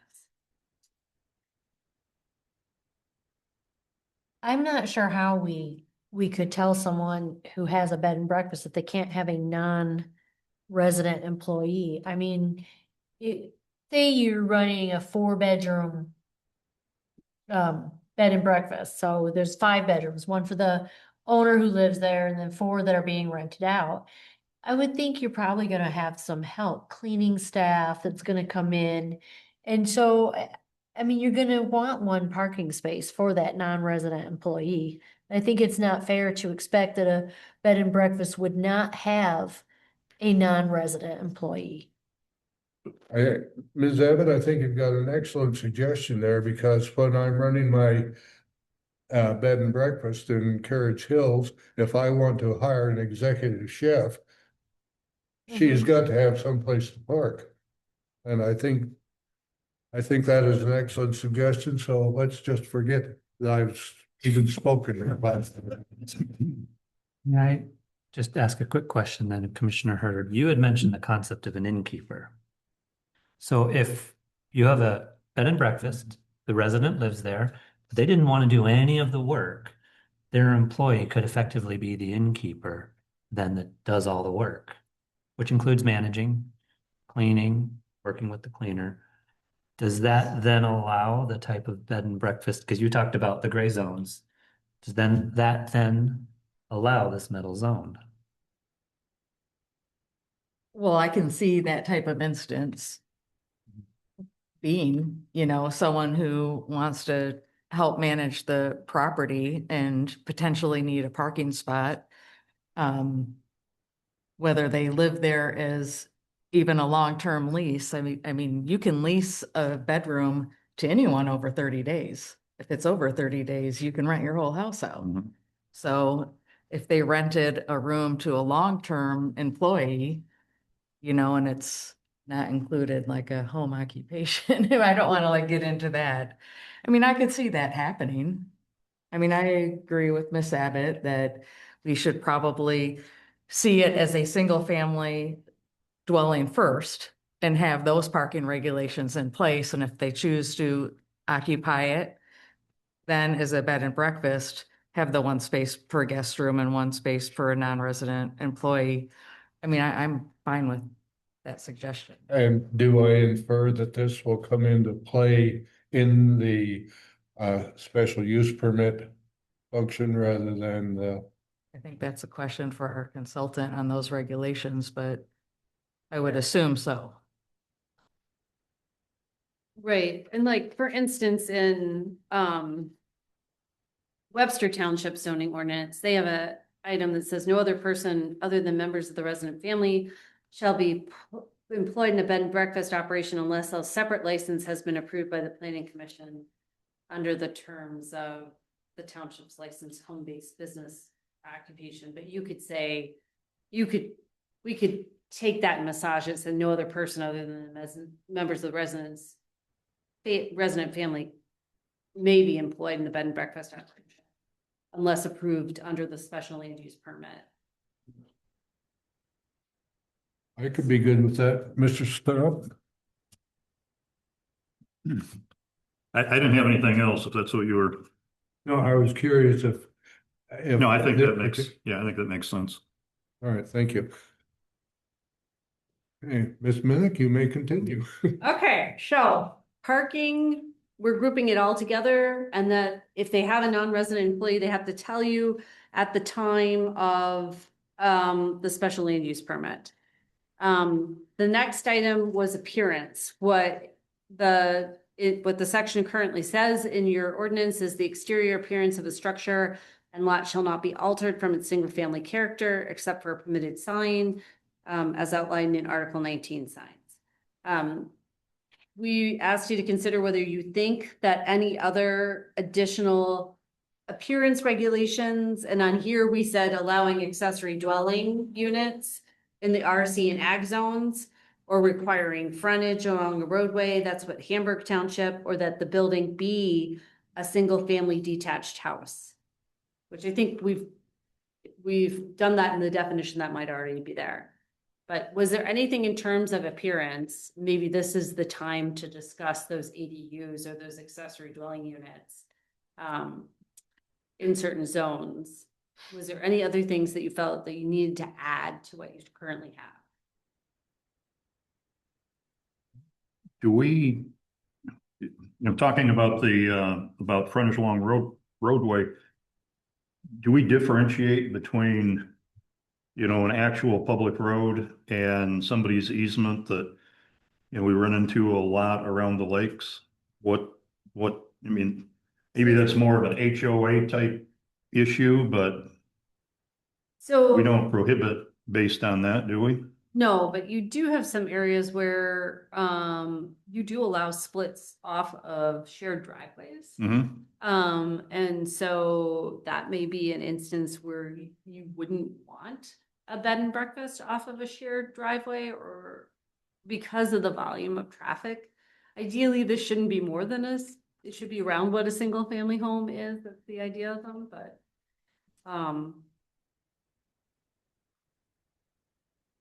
I just, are there things in appearance, or do you feel like that regulation that you have right now in appearance is enough that when you had one before you as a special land use, if it was going to be, if it was very modern or they were putting an addition on that would make it look out of character, you would have enough backup? To me, the appearance is getting into the whole concept. Are we allowing bed and breakfast, or are we encouraging bed and breakfast? And if we are not encouraging bed and breakfast, then why do we even want to touch the thought of someone altering the appearance of their structure to make it more appropriate or attractive for bed and breakfast. Why even mess with this? Just leave the regulation the way it is, and if somebody wants to change their house, assume they're doing it under the auspice of, oh, I need a bigger front room, rather than it's because I have a bed and breakfast there. I think it's adequate as it is, but also I don't know whether this is the point in time where you want to talk about accessory dwellings, or you feel like you've already had that discussion. Well, I think that we should talk about that. I don't understand why we wouldn't allow ADUs to be used for this. I mean, the whole point is that if you have an ADU and you have your house and they're all on the same piece of property, it implies that the owner is there. And it should state that the owner is there. And then that way, that should mitigate a lot of the concerns that people had about short-term rentals when they came to all these meetings, because we've been listening to all of this stuff for over a year. And so I never understood, even with the master plan, why we discourage short-term rentals using ADUs, because the owner is there. So I would like it if we had some form of discussion about ADUs being included in, a bed and breakfast, because the owner will be there. You're saying they may do a meal, they don't have to do a meal. But I mean, people do want to come to Dexter Township. Mr. Chair. Mr. Berry? In my opinion, the behavior of people is different if you are a guest in someone's house and they are present there in the house, than if the owner was in the ADU next door. That is my opinion. I think if I were a guest in someone's house at a bed and breakfast, and the owner is in the house and I know that, I will behave differently than if I think the owner is next door in the ADU, and I'm going to have my behavior is going to be different. I'm going to be more polite. I'll be more considerate, and that maybe I'm odd that way. I don't know, but that's the fundamental difference that we're talking about to me in this ADU question. And in my opinion, in the spirit of what is being considered by the board and by this body,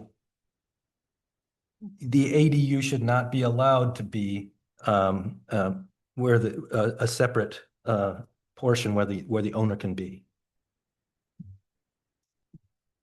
Thank you, Mr. Berry. Ms. Herb? So I understand completely what Ms. Abbott is saying, and I think there may be an appropriate time in the future to really discuss ADUs as a part of bed and breakfast, or if the short-term rental conversation opens up again as a part of a master plan amendment. But right now, the master plan does say that accessory dwelling units are being converted into short-term rentals just kind of nationwide, and that it negates their value as additional long-term housing, that ADUs are seen not as a 30-day rental, although they could be, but right now the master plan considers them an asset for long-term housing for populations that can't afford more, can't afford higher price range housing. So the granny flats, the kid that comes home from college and hasn't gone out into the real world yet, And I'm concerned that because the action plan says amend the accessory dwelling unit provisions to prevent their use as short-term rentals. While that's in the master plan, I think we have a hard time addressing this at all. Like this would have to be taken out of the action plan or you open yourselves up to a liability issue. So I think it's a great discussion down the road, but I think it's something we tackle as part of a master plan amendment if that's what the township wants. Thank you, Ms. Hurd. Further discussion on ADUs? Hearing none, Ms. Minnick? Okay, so owner occupancy is next. So it's item 3 in that 1704.K. And what it says is that owner occupied, the bed and breakfast facility shall be a single family dwelling, which is operated and occupied by the owner of the dwelling. And we asked you in a recommendation to consider whether to have requirements for hosts or owners to be on site when the guests are present. And I Agree 100% with one small caveat. If I own a bread and breakfast and it's 9:30 in the morning and the guests are decide they're going to stay another day because breakfast just knocked their socks off, does this imply that I cannot now run down to Meijer to get food? Do I have to be on site 24/7 while they are there? I would hope not. But living in that dwelling unit, I think should be sufficient. But I'm going to toss that out to the rest of the planning commission because reading the definition, that did raise a flag to me. Mr. Stroh? And Mr. Chair, yeah, I get your point. I think kind of the other extreme of that is, okay, so we've got a B and B because we have permissive language on serving breakfast. It's not mandatory. We have a bed and breakfast and somebody comes in for the weekend and the owners go elsewhere. Now we've really got a short-term rental. So somewhere in between, yep, they've got to be able to, to leave for short periods of time. And there's gotta be, a minimum overlap. And I think that really gets to all the points that Commissioner Berry made. Without the owner being there and observing and interacting, we don't have a B and B anymore. So I don't know, how does anybody else deal with that? Somewhere there's a definition. Well, I think you can structure the language so that it requires them to be on site, but has some allowances for them to leave for a short period. And they at least have to be there Overnight. overnight. Yeah. Yeah. And the concern I have ultimately is just enforcement of that type of provision. My job isn't to go out and make sure an owner is in their room and serving the guests of an Airbnb, or not an Airbnb, a bed and breakfast adequately. However, we should be able to handle complaints and use the ordinance to enforce any issues that do occur. Which justifies my thinking of you don't have to enforce it, but if we got a relevant statement in the ordinance where people will think, I can't bail out here and go off on the weekend if I'm running it out, would be the deterrent that may be necessary to keep some people from thinking that way. I think it could be appropriate adding some provisions like that. Other commissioners? No, my only comment was, on your recommendation in this memo, consider whether requirements for host or owners, maybe there is a manager on site that allows the owners to go, that the host is still there, that there is someone on site. So, I mean, I'm okay with this language because that as long as there's someone on site that's either representing the owners, such as a host, and it's still owner occupied, that allows some of the owners or family members to go and do something else for a couple hours that day. But I think someone should be there while the guests are present, at least someone. And if I had read further one sentence, consider whether requirements for host owners to be on site when guests are present. Ms. Minnick, you already addressed my concern, so I think we can probably move on. Meals and kitchen facilities. Currently, item 4 states that meals may, I'm gonna emphasize may. May is different than shall or must. May be served to overnight guests only. Meals shall not be served to the public. So you couldn't run a restaurant and then kitchen facilities, separate or additional kitchen facilities shall not be provided for guests. And our recommendation is to keep these as they are. It becomes that they're serving people from outside of their guests. I'm pretty sure someone's gonna tell your director of planning and zoning. But some of the other things that were in the examples we gave you, again, may be difficult to enforce, so please think of Fletcher or whoever comes after him. And whether you want them lurking. It's just one of the things to think about, is it possible to? Thank you, Ms. Minnick. And now, with my experience in the past, especially when I was teaching for the Navy, if we put people in chairs, after about the first hour and a half, one end goes to sleep, then the other end goes to sleep when we're talking to the wall. I declare a 5-minute break until 1 minute after 8 p.m.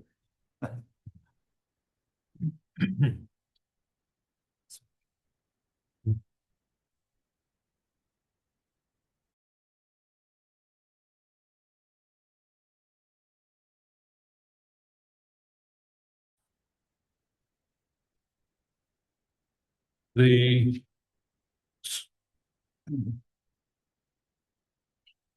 January 27th, 2026 meeting of the Dexter Township Planning Commission is back in order. And continuing the discussion now, being led by our planning consultant, Ms. Minnick. Go ahead, you have the floor, ma'am. In terms of, so I don't think we came to any conclusions on whether the current regulations on meals and kitchen facilities for bed and breakfast were sufficient, whether there was anything to add, subtract. And again, our recommendation was to keep them as they were. Right, I've seen general nods. Agreed. I'm quite comfortable with that as is, and I believe I'm not hearing any dissension from the planning commissioners, so we will assume that is satisfactory. And then the next section is on retail. The ordinance states in item 5, retail sales are not permitted beyond those activities serving overnight patrons. We've recommended that you don't change this. It aligns with regulations from other communities, and quite frankly, it would be very hard to stop it if they're selling a mug or a t-shirt or something like that, that's to their guests. Or sometimes they'll sell baskets of what they're serving at breakfast. But did planning commissioners, was there anything that you felt that missed or you were uncomfortable with, or that there needed to be further regulations?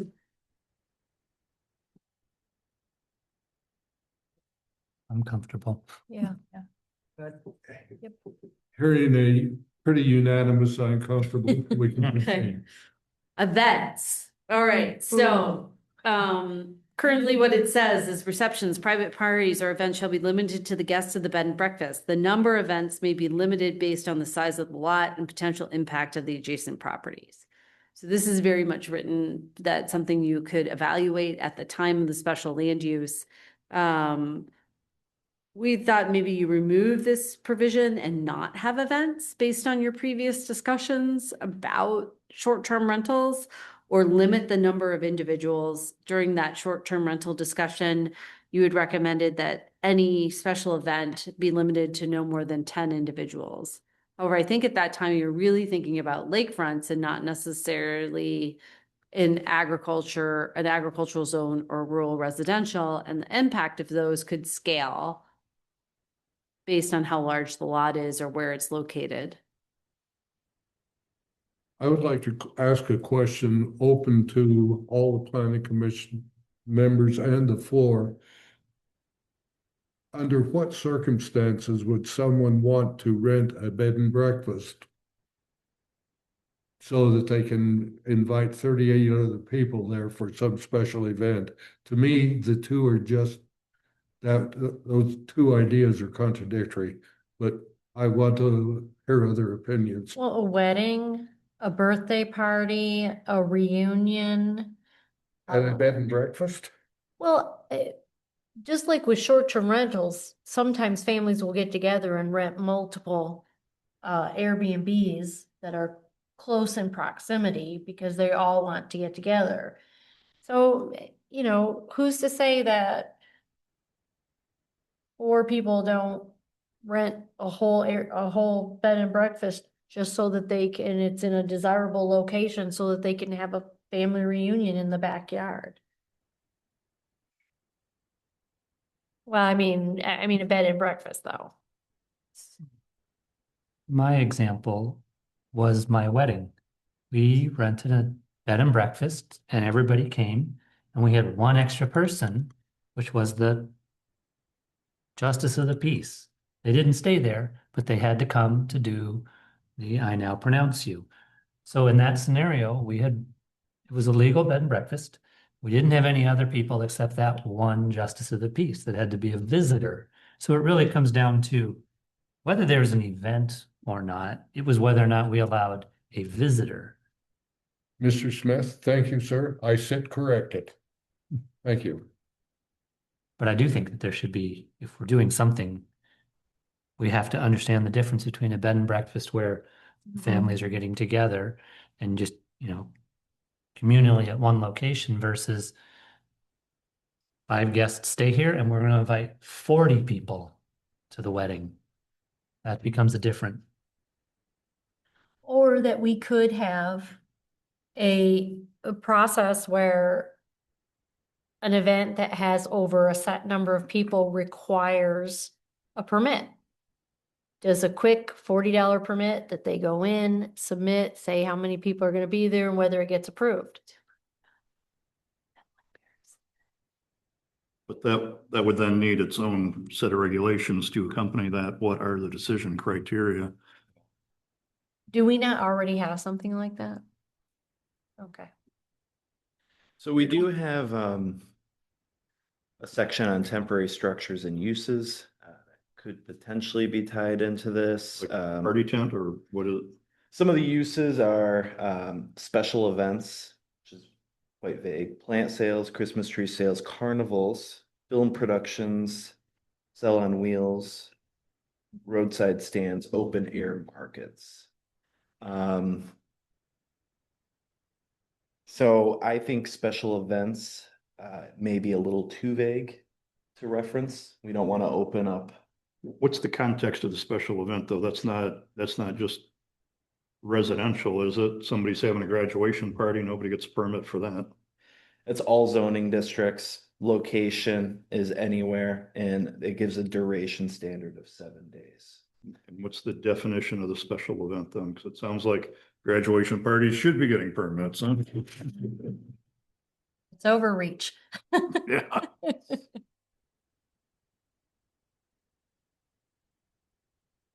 Special event is defined as an event of limited duration. A special event shall not be interpreted to be a continuance of a non-conforming use. Special events include, but are not limited to, carnivals, circuses, art fairs, sidewalk sales, antique sales, Christmas tree sales, flower sales, and similar events. Also includes large events and seasonal events. For example, this definition in our ordinance for special events is quite vague. I had recently approved a permit for Naughty MI on the river for food truck uses at that location. And I used these provisions to back up my decision to issue that permit. I do think in the future, it may be worth relooking at this ordinance in particular. Maybe adding some more regulations and uses to help guide DPZ's interpretations and reviews.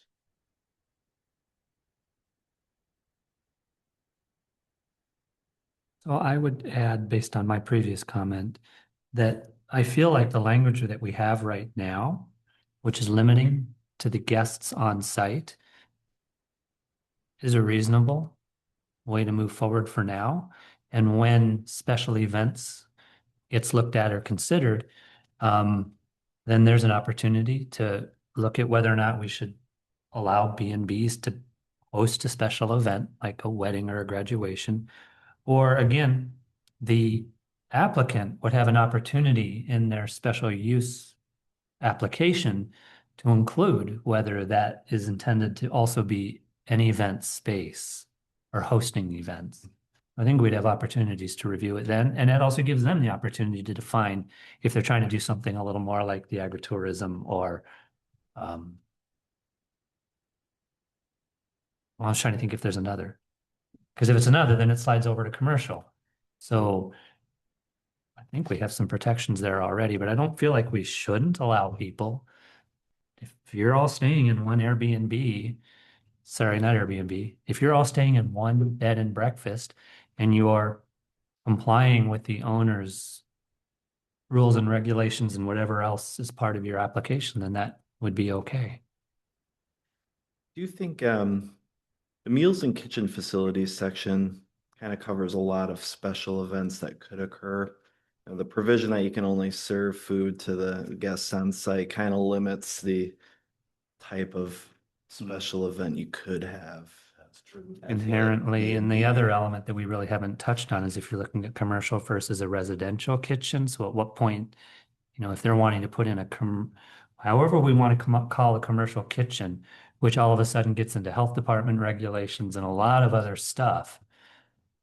But that's beyond what a single family house residence is. So I think if we're still operating under the single family residence and what you would normally have there, that we're keeping it contained. Okay, so the consensus is to keep the current language as is for now, but that when you look at temporary events or special events later, that you may go back to this language when you're at a different time. So the next topic is trash facilities. What it says now is exterior solid waste facilities beyond what might normally be expected for a single family dwelling, such as dumpsters, shall be prohibited. And we felt that that was adequate. Okay, so seeing nods. Guest rooms. It currently states sleeping rooms for all bed and breakfast facilities shall be a part of the principal residential structure. And here, as you read all the other ordinances, you can get really detailed about how big they are, what they have, do they have access to a bathroom, things like that. You could consider stricter or more specific guest room regulation. I think it's a matter of, I think one of the challenges and why a lot of municipalities have this is that they had older homes that were being used as bed and breakfasts, and people would split up those rooms in so many ways that it's almost like being in an airplane in terms of the size of them. So I think that's where a lot of those regulations about 100 square feet, this wide, or access to this comes in. So you could add more detail if you felt like that was necessary, or you could keep what you have right now, which is elegant, to use a phrase. So Ms. Hurd? question, is a part of the special land use application, does the fire department review that? And would they be looking at bedroom size and egress and? You could absolutely require that as part of the application and require a fire department review. Because I'm just wondering if they would be the best to look at that in terms of the structure itself and its use for each bedroom.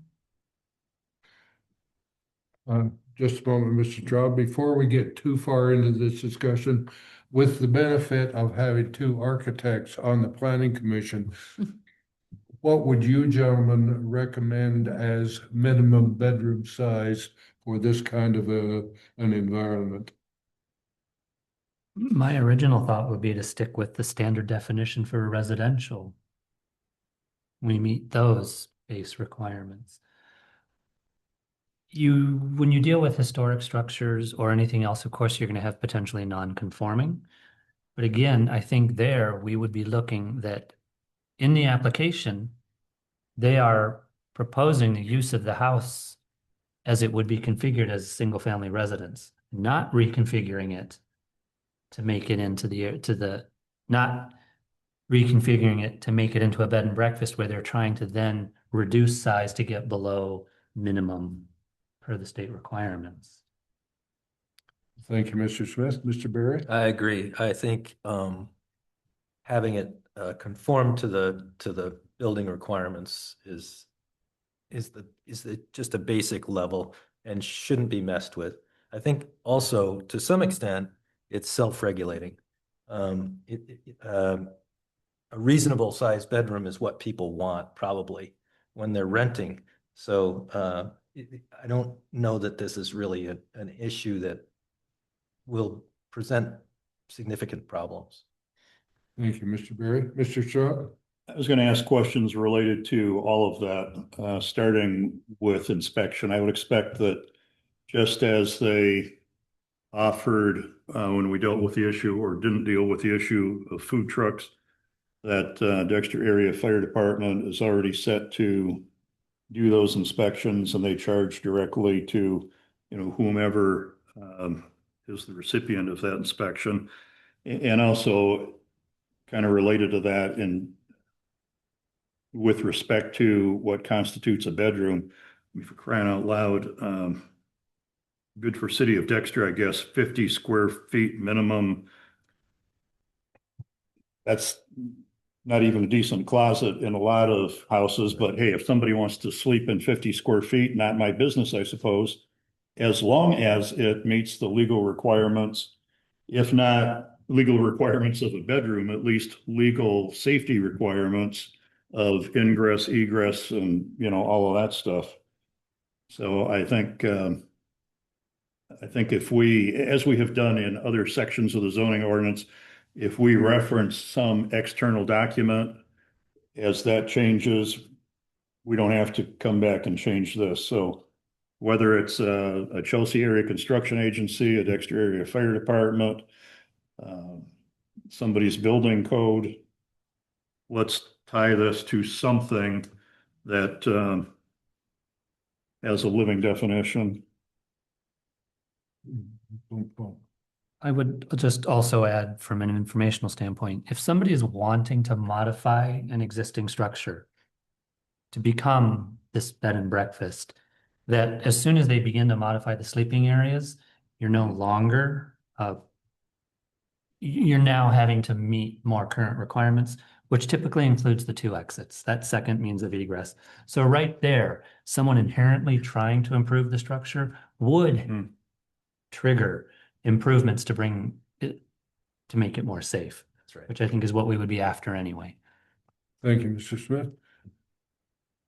Ms. Minnick, did we answer your questions there? Yes, so I just want to repeat back what I wrote, the minimum bedroom size and the configuration should meet the current residential building code. There needs to be a review by the fire marshal of the special land use inspections, and inspection should be part by the fire department.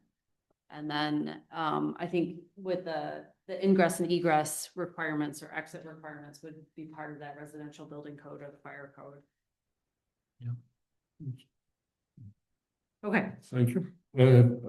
Before we charge along here, other planning commissioners have a comment? Hearing none, Ms. Minnick, please proceed. All right.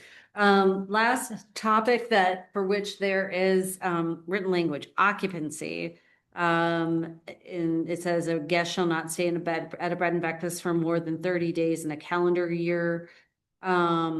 We said do not change, but I think based on the discussion tonight, it's not more than 30 consecutive days. Is there any other feelings about this? That, Suggestions? Mr. Chair, that was something I was going to bring up. I think the two issues were kind of conflated, and really what we're getting at is the definition of a short-term rental or short-term stay. I don't think it's really any of our business if somebody wants to stay in the same bed and breakfast, 52 weekends out of the year, but just where the township has any regulation over, in a different scenario, as I think Commissioner Hurd pointed out earlier, if it's beyond 30 days or beyond whatever our short-term definition is going to be, not our business. So yes, I think that would be a very appropriate change. And then I'm sorry, Mr. go ahead. And then in terms of additional recommendations, we had asked you to consider application requirements. This is a lot of these regulations are going beyond what you typically ask for in a special land use and are specialized. And so in order for your director of planning and zoning and also you to get the information that you need, we would recommend that you have a separate application, which the examples that we gave you all over had those requirements and listed what that should be in that application. Also, we felt like inspections were something that should be required. And there were examples of those.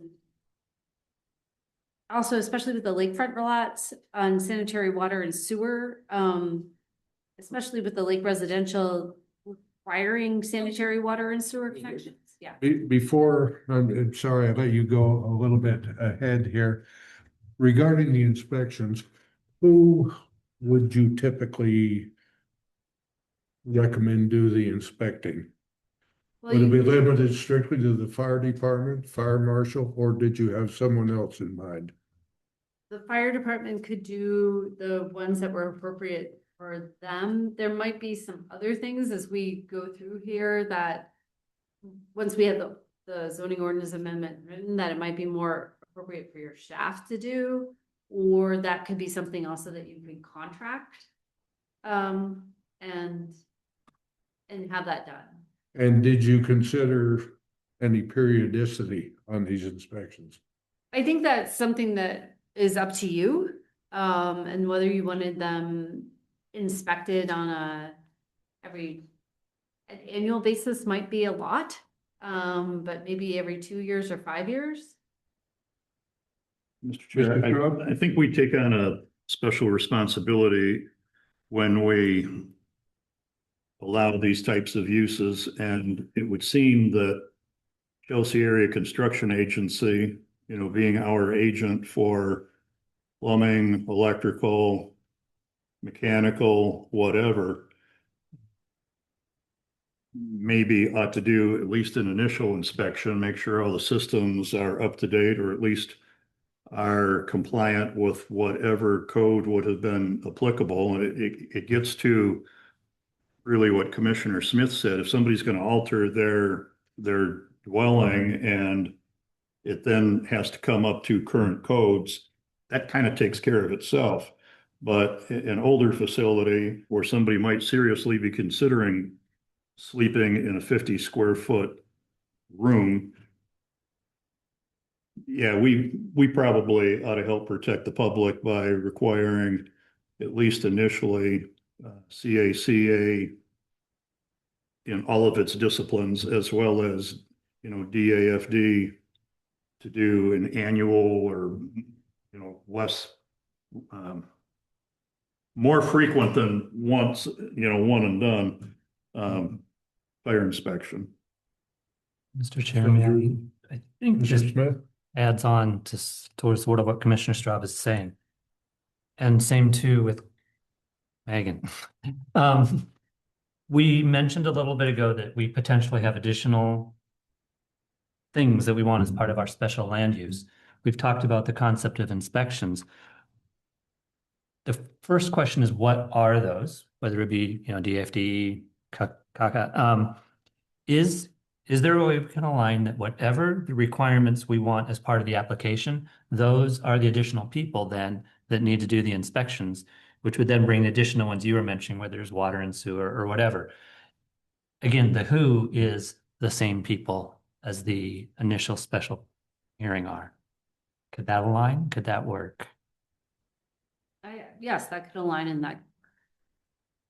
That would be my suggestion for how we move forward. And the question would just be, and probably what we would be asking you is when you come back next time is just, who are some of these people that should be involved in the special application and then therefore the special inspection? Yeah, so like add to that sewer authority as appropriate. I would say planning staff probably has some item that's in there, which is what allows them to monitor compliance. Yes, we can do that. Mr. Chair, that kind of prompts another thought.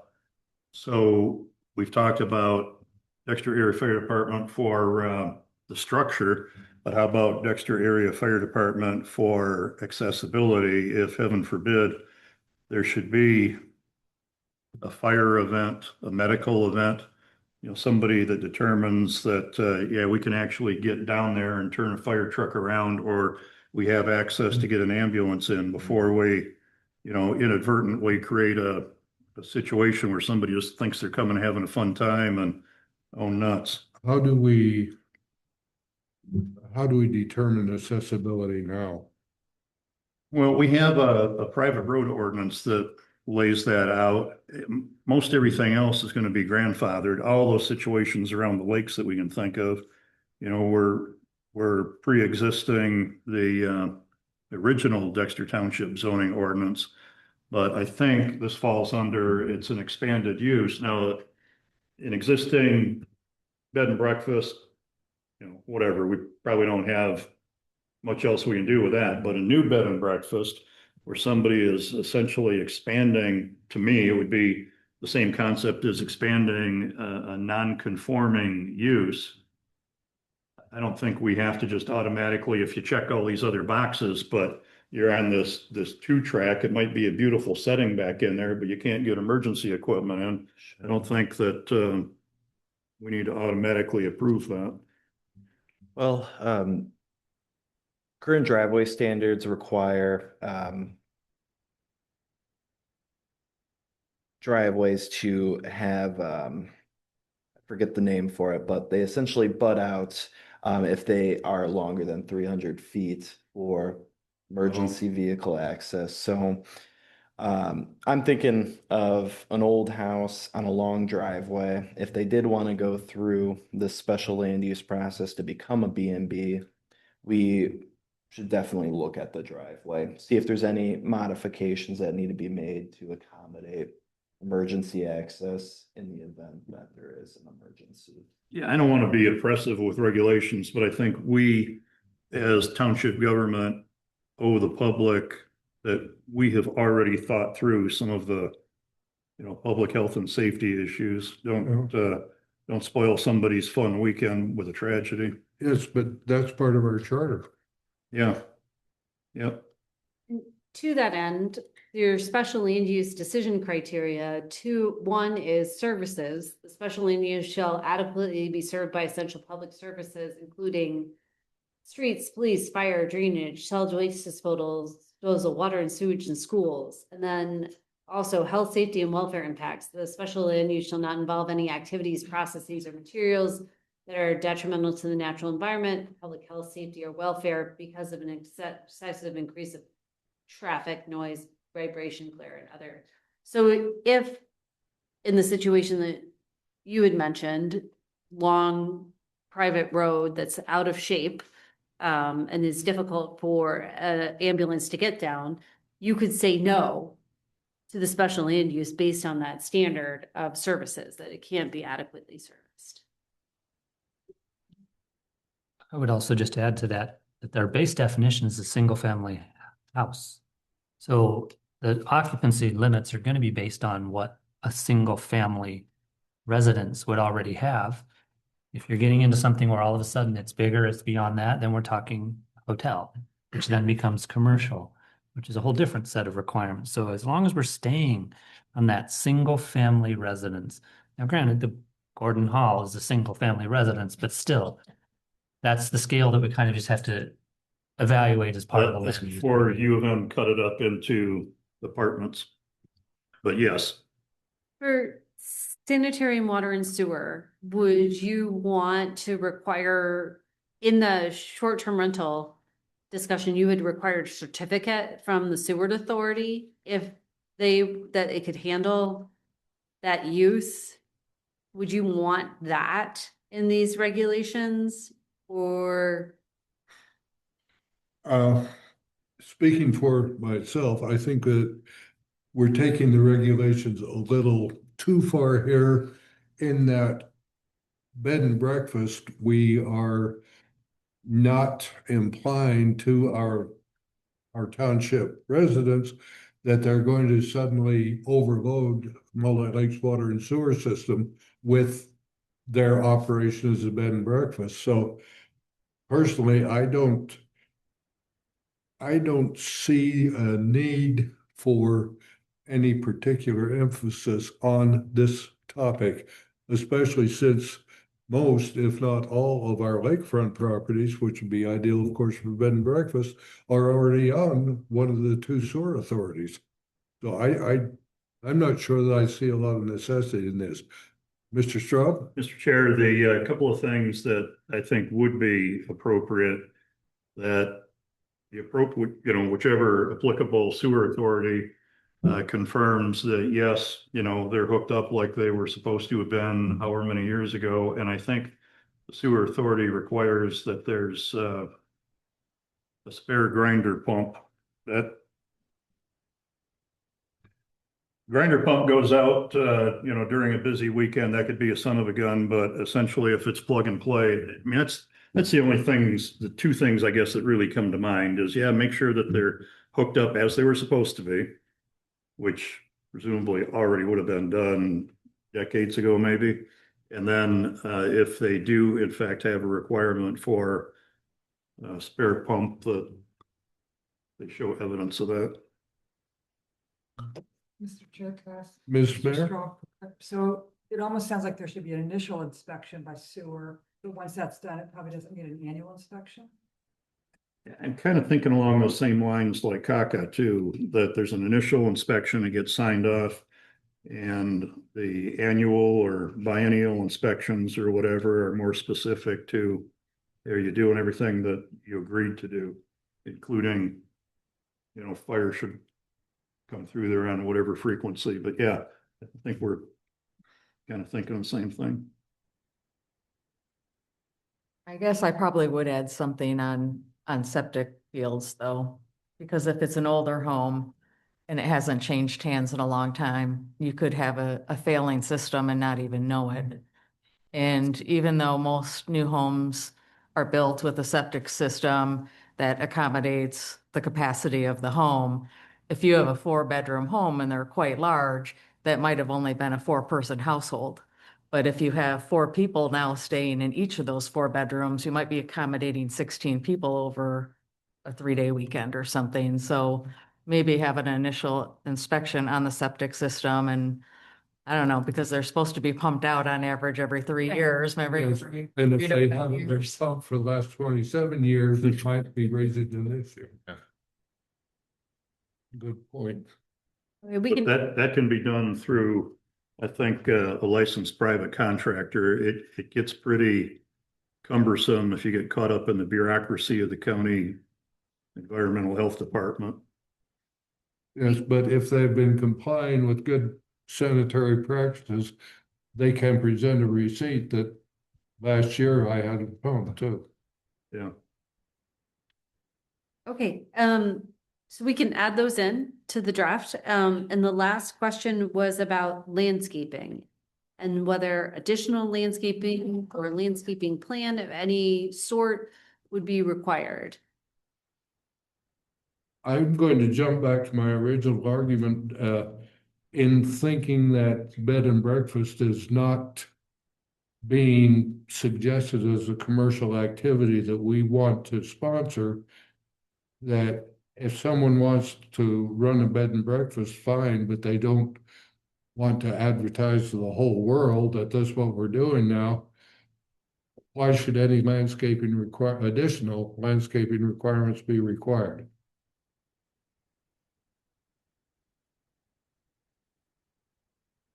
It's just if you felt like additional screening was needed, but if you feel like that would accentuate the difference of the use between and potentially damage the residential character, then it wouldn't meet your objectives to have those requirements. You said it much more articulate than I did. Thank you. Chair, if I could throw a little argument in here. We have talked about requiring extra parking. So they will be different fundamentally because we're telling them to have more parking. So there's a side of me that wants to say they should screen it. Now, I have a fundamental concern overall with new construction and what we're doing for landscaping buffers anyway. So I don't know if there's an opportunity in addressing landscape buffers in general that could help for short-term, for bed and breakfasts. But again, go back to that, we're telling them to put more parking in if they're gonna do this. And what I would hate to see is they put it in at the cost of existing landscaping.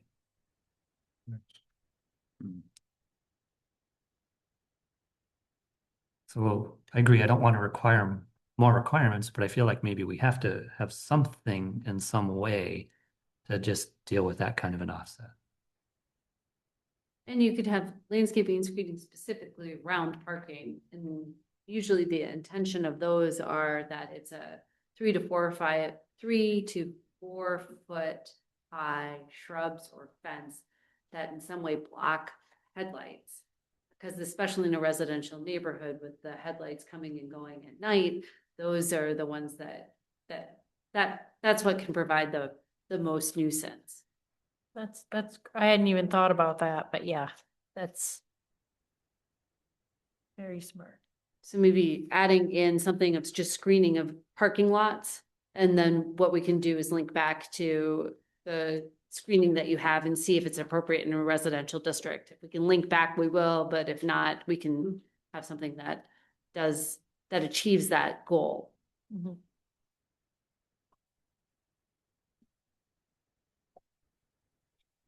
Yes, please, and thank you. All right, well, Mr. Chair, those were all of my questions. Well, thank you. Planning Commission members, does anyone have anything else that they would like our consultants or our DPZ to consider before we wrap this particular topic up?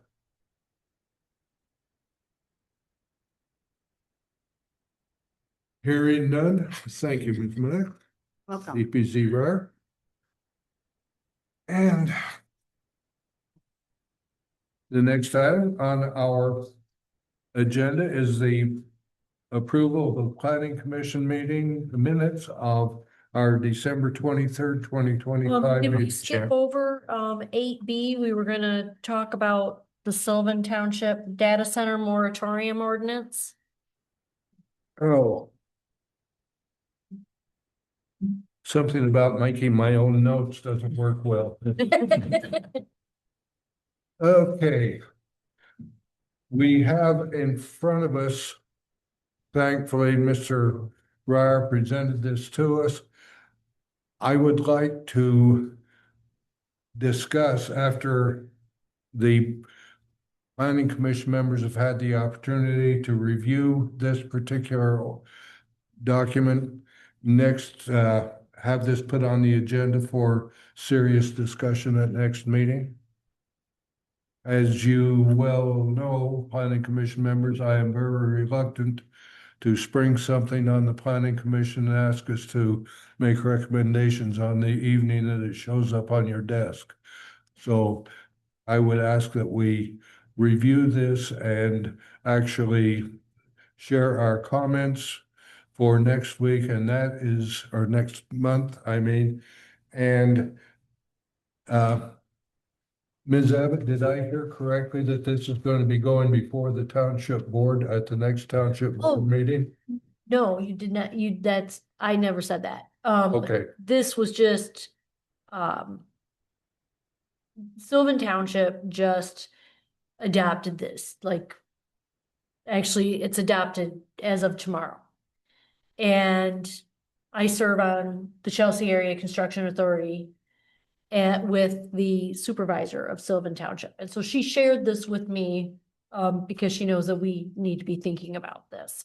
So I was wondering if we can get this to the township attorney and just have not only discuss this next month in the planning commission, but also discuss maybe where whatever information you can share, having any notes that the township attorney might be able to share with us.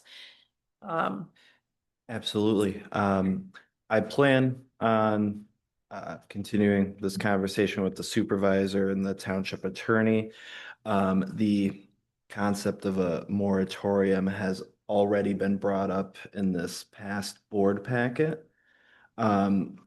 Specifically referring to topics that are going to be discussed by the Master Plan Review Committee. So this is already in motion, and we will be discussing this further in greater detail at upcoming board meetings.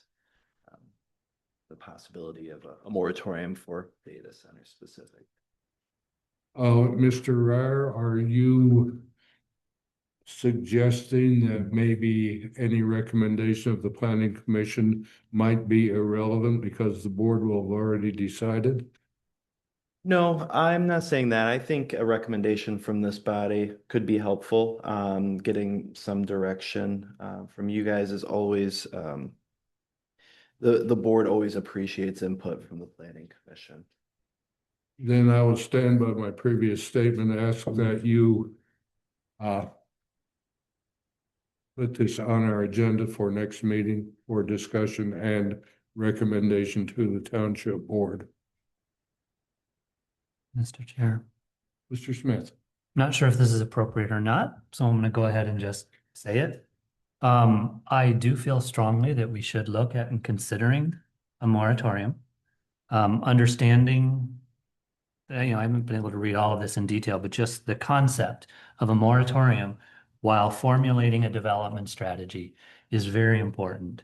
And so I would urge, whether it could be a recommendation or even just a position from this group, that somehow we make that clear to the board that we feel it is important, and that it be timely. Because my one concern with the master plan committee is it's a committee, and that can take a long time to reach final decisions. But if we do have a position as a group, then I would suggest we take a stance and at least pass a position on to the board. Well, thank you, Mr. Smith, for your comment. And although I am, Ms. Meyer. I agree with Mr. Smith that at least if we could get, I mean, because I guess I've been reading about these things for a while now. And one of my concerns is because some of our surrounding townships, and I have like 6 that have done it, one that's discussing it, that if we don't have a moratorium in place, we're going to look more attractive to the data center developer. And I kind of feel like we're back in the same thing with like the solar energy where we talked about it and it took us a while to actually get the ordinance on the books. And I think just saying we need a moratorium, and if the board could just pass that without us having to actually do a formal like recommendation to the board, but just like maybe a opinion vote tonight, I think it'd be helpful to get this thing moving because I think that time is of the essence. Agreed. Thank you, Ms. Meyer. Well, Mr. Smith, this would be an appropriate time if you should choose to do so to make to move to accomplish what you suggested. Okay, let me think if I can do this on the spot.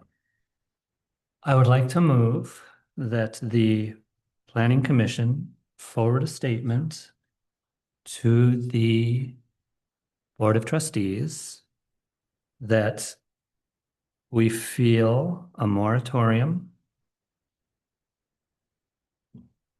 be implemented as we, as a township, consider if there is an appropriate. No. While we consider whether data centers fit within the guidelines of our master plan.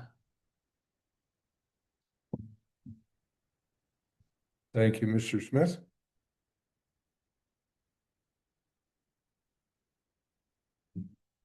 I'll support that. It has been moved by Commissioner Smith and supported by Commissioner Straub that we forward to the Township Board a recommendation that a master plan, a moratorium against data centers be considered while we are evaluating the appropriateness for a data center in Dexter Township. Mr. Smith, did I summarize that to your satisfaction? Yes, although I would like to make one small correction. Yes. Because it sounds like there is accepted legal terminology out there already, that we would use that, which is while formulating a development strategy. Thank you, Mr. Smith. Is there any further discussion? Because this is a recommendation going to the Township Board, I ask Secretary Meyer to do a roll call vote. Ms. Abbott, Yes. Mr. Smith, Yes. Ms. Hurd, Yes. Chairman Birch, Abstain? Mr. Straw, Yes. Mr. Barry, Yes. and Mayor votes yes. So 6 yes and 1 abstention. Thank you. Oh, I'm sorry, 6. Aye. Aye. Sorry, I missed that myself, yep. Yeah. Well, thank you, and Dennis? Yes. Not at all. Okay, thank you. And thank you, Ms. Abbott, for keeping the chair honest on that particular topic. Now we can go to approving the planning commission meeting minutes of December 23rd.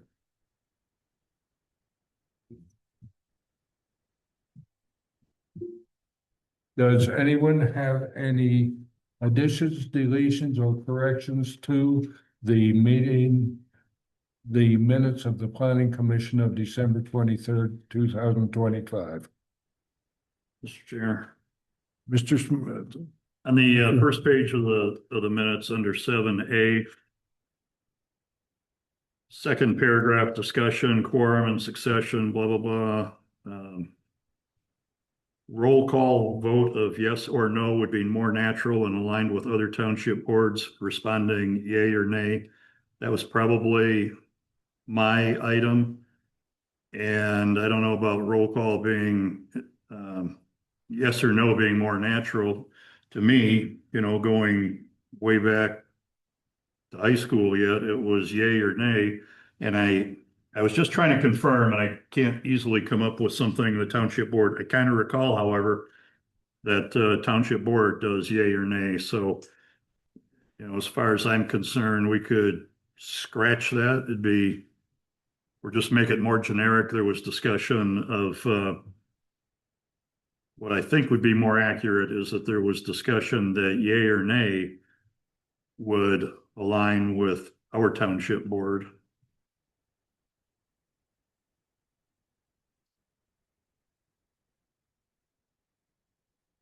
And, you know, get rid of the roll call vote of yes or no would be more natural, because I think that was probably opposite of, if it was my point, that would be opposite of what I was thinking.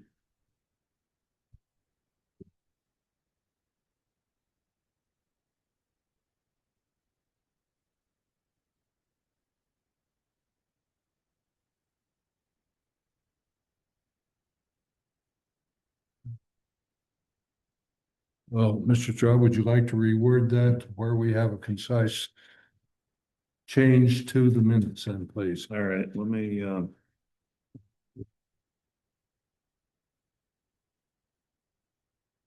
roll call vote of yes or no.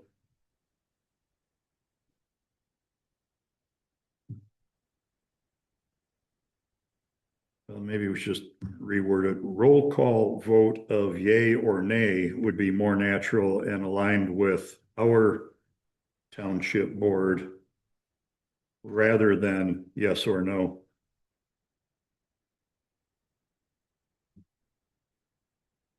Mr.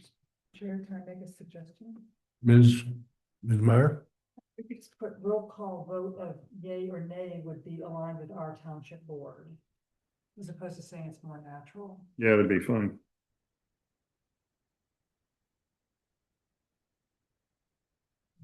Yep, that'd be good.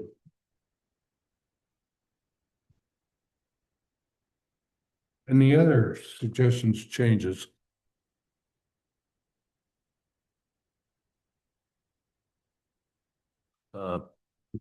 Mr. Chair, on item number 14C, I believe there's a misspelling. Yes, the matter plan, The matter plan. yes.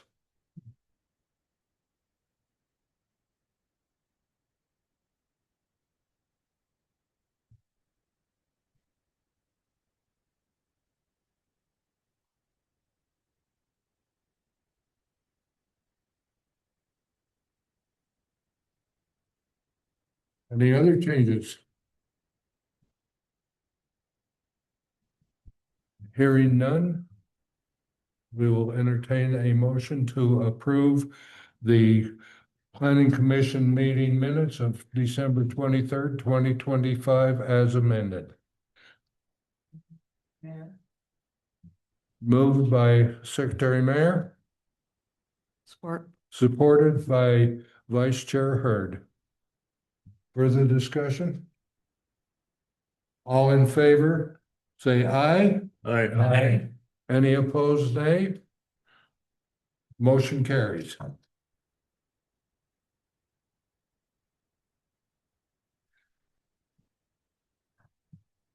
Mr. Farrar, do we have any correspondence this evening? Just the example moratorium in front of you today from Sylvan Township. Thank you. Ms. Abbott, do we have a Township Board of Trustees update, please? Yes, we passed resolution 25-694. It's an RFP resolution. It's a criteria of what are important parts of an RFP and the characteristics, like picking businesses that are giving priority to businesses that are local, that are Dexter Township businesses, and then it just kind of has a list of what the criteria is. We listened to presentations from the Dexter Senior Center, Chelsea Senior Center, and the Wave, all as we go through the budget discussions. These are organizations that request a donation from our township. And these are also organizations that serve our township, our residents. So it's, so we listened to that. We are still going to be working on the budget in February. Also the next coffee chat is the 21st of February, and the topic is recycling. So, if you want to know the difference between wish cycling and recycling, join us. That's pretty much it. Thank you, Ms. Abbott. Concerns of Planning Commission members. Mr. Smith, we will start with you this evening, sir. None this evening. None this evening. Mr. Straw? None, thank you. Mr. Straw? Mr. Berry? None. Ms. Hurd? I have none. Thank you. And Ms. Meyer? Okay, thank you. Now we get to the point, number one, Mr. Ralph, last meeting, I believe I requested that we get an opinion from the township attorney on the ability to share the information that the township attorney shared regarding data centers. Did you get an answer on that? I'll follow back up with that. I did not, but Okay, thank you. I will get an answer, on that. And now, I have to apologize to the planning commission because your chair and his exuberance of being chair kind of screwed up. When I appointed the master plan review committee, I appointed 5 people. Unfortunately, or fortunately, 3 of the people that I appointed, and fortunately, they agreed to join us, Mr. Berry, Vice Chair Hurd, and Township Representative Abbott. That's 3 people. 3 people would form a quorum of the Master Plan Review Committee because it is only 5 people. So the easiest way out of this situation will be to appoint 2 more people to the Master Plan Review Committee. Sharon, sorry if I could interrupt. I'm missing, so what's the issue? They can be a quorum of the master plan review committee. I mean, we're here, It would be a quorum of the planning commission at a master plan review. how would that be? Because There's 3 of us. 3 of them. But the planning commission is 7 members and 3 is not a quorum of the planning commission. I'm Another thing missing what that the issue the is. solution could be to change out your board of trustee rep with a different representative who is not on the planning. But hang on a second, you're talking about a solution. I don't have the problem definition. Oh. Hey, what are we violating or what are we? Well, there's 3 of us here meeting in a different capacity, and whether that different capacity is, That doesn't matter. If there were 4 of us, then you would constitute a quorum of the planning commission, and that could be a problem. I am quickly reviewing that particular section of the bylaws.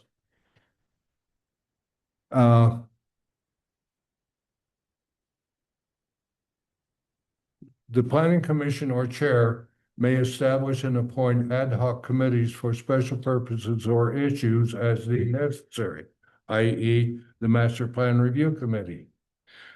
Less than a quorum of the planning commission shall serve on an ad hoc committee at any given time. And now that I reread it for the 47th time, I realize, thank you, Mr. Straub, you pointed out the fact that there isn't a quorum of the planning commission here. It falls under the category, you thought you made a mistake, but you were wrong. Perfect. Thank you for getting me off the hook. Okay, so you can still have the small committee. You don't need to add anybody to it. And, you know, That's correct. We can stay. Ms. Hurd, I'm sorry, but you're going to be stuck with 5 people. that's okay. That's Okay. right. Mr. Spiegel, since you are representing our public this evening, do you have any further comments, sir? I want to thank the commission for their work on the moratorium. I really appreciate that. And I want to thank Fletcher and Megan for all their good work. Appreciate everything. Thank you. Thank you, Mr. Spiegel. Future agenda items, we have continued discussion on data centers, master plan review committee update. And it's a good thing that the first thing on the agenda this evening was the election of the new officer. Formal notice, I will not be here next week. If plans work out well, next Monday, I will be on the Gulf Coast of Mississippi until late March. So good luck next week or next month. Next month? Oh, thank you. Next month, and I know that it will function well, and provided I have decent communication, I will be able to watch you next month. So, Mr. Chair, also, we will see the bylaws again next meeting, right? Yep. Anything else that anyone cares to add? That being the case, I entertain a motion to adjourn the January 27th meeting of the Dexter Township Planning Commission. Oh, moved. Second. Moved by Commissioner Smith, seconded by Commissioner Abbott. Meeting is adjourned.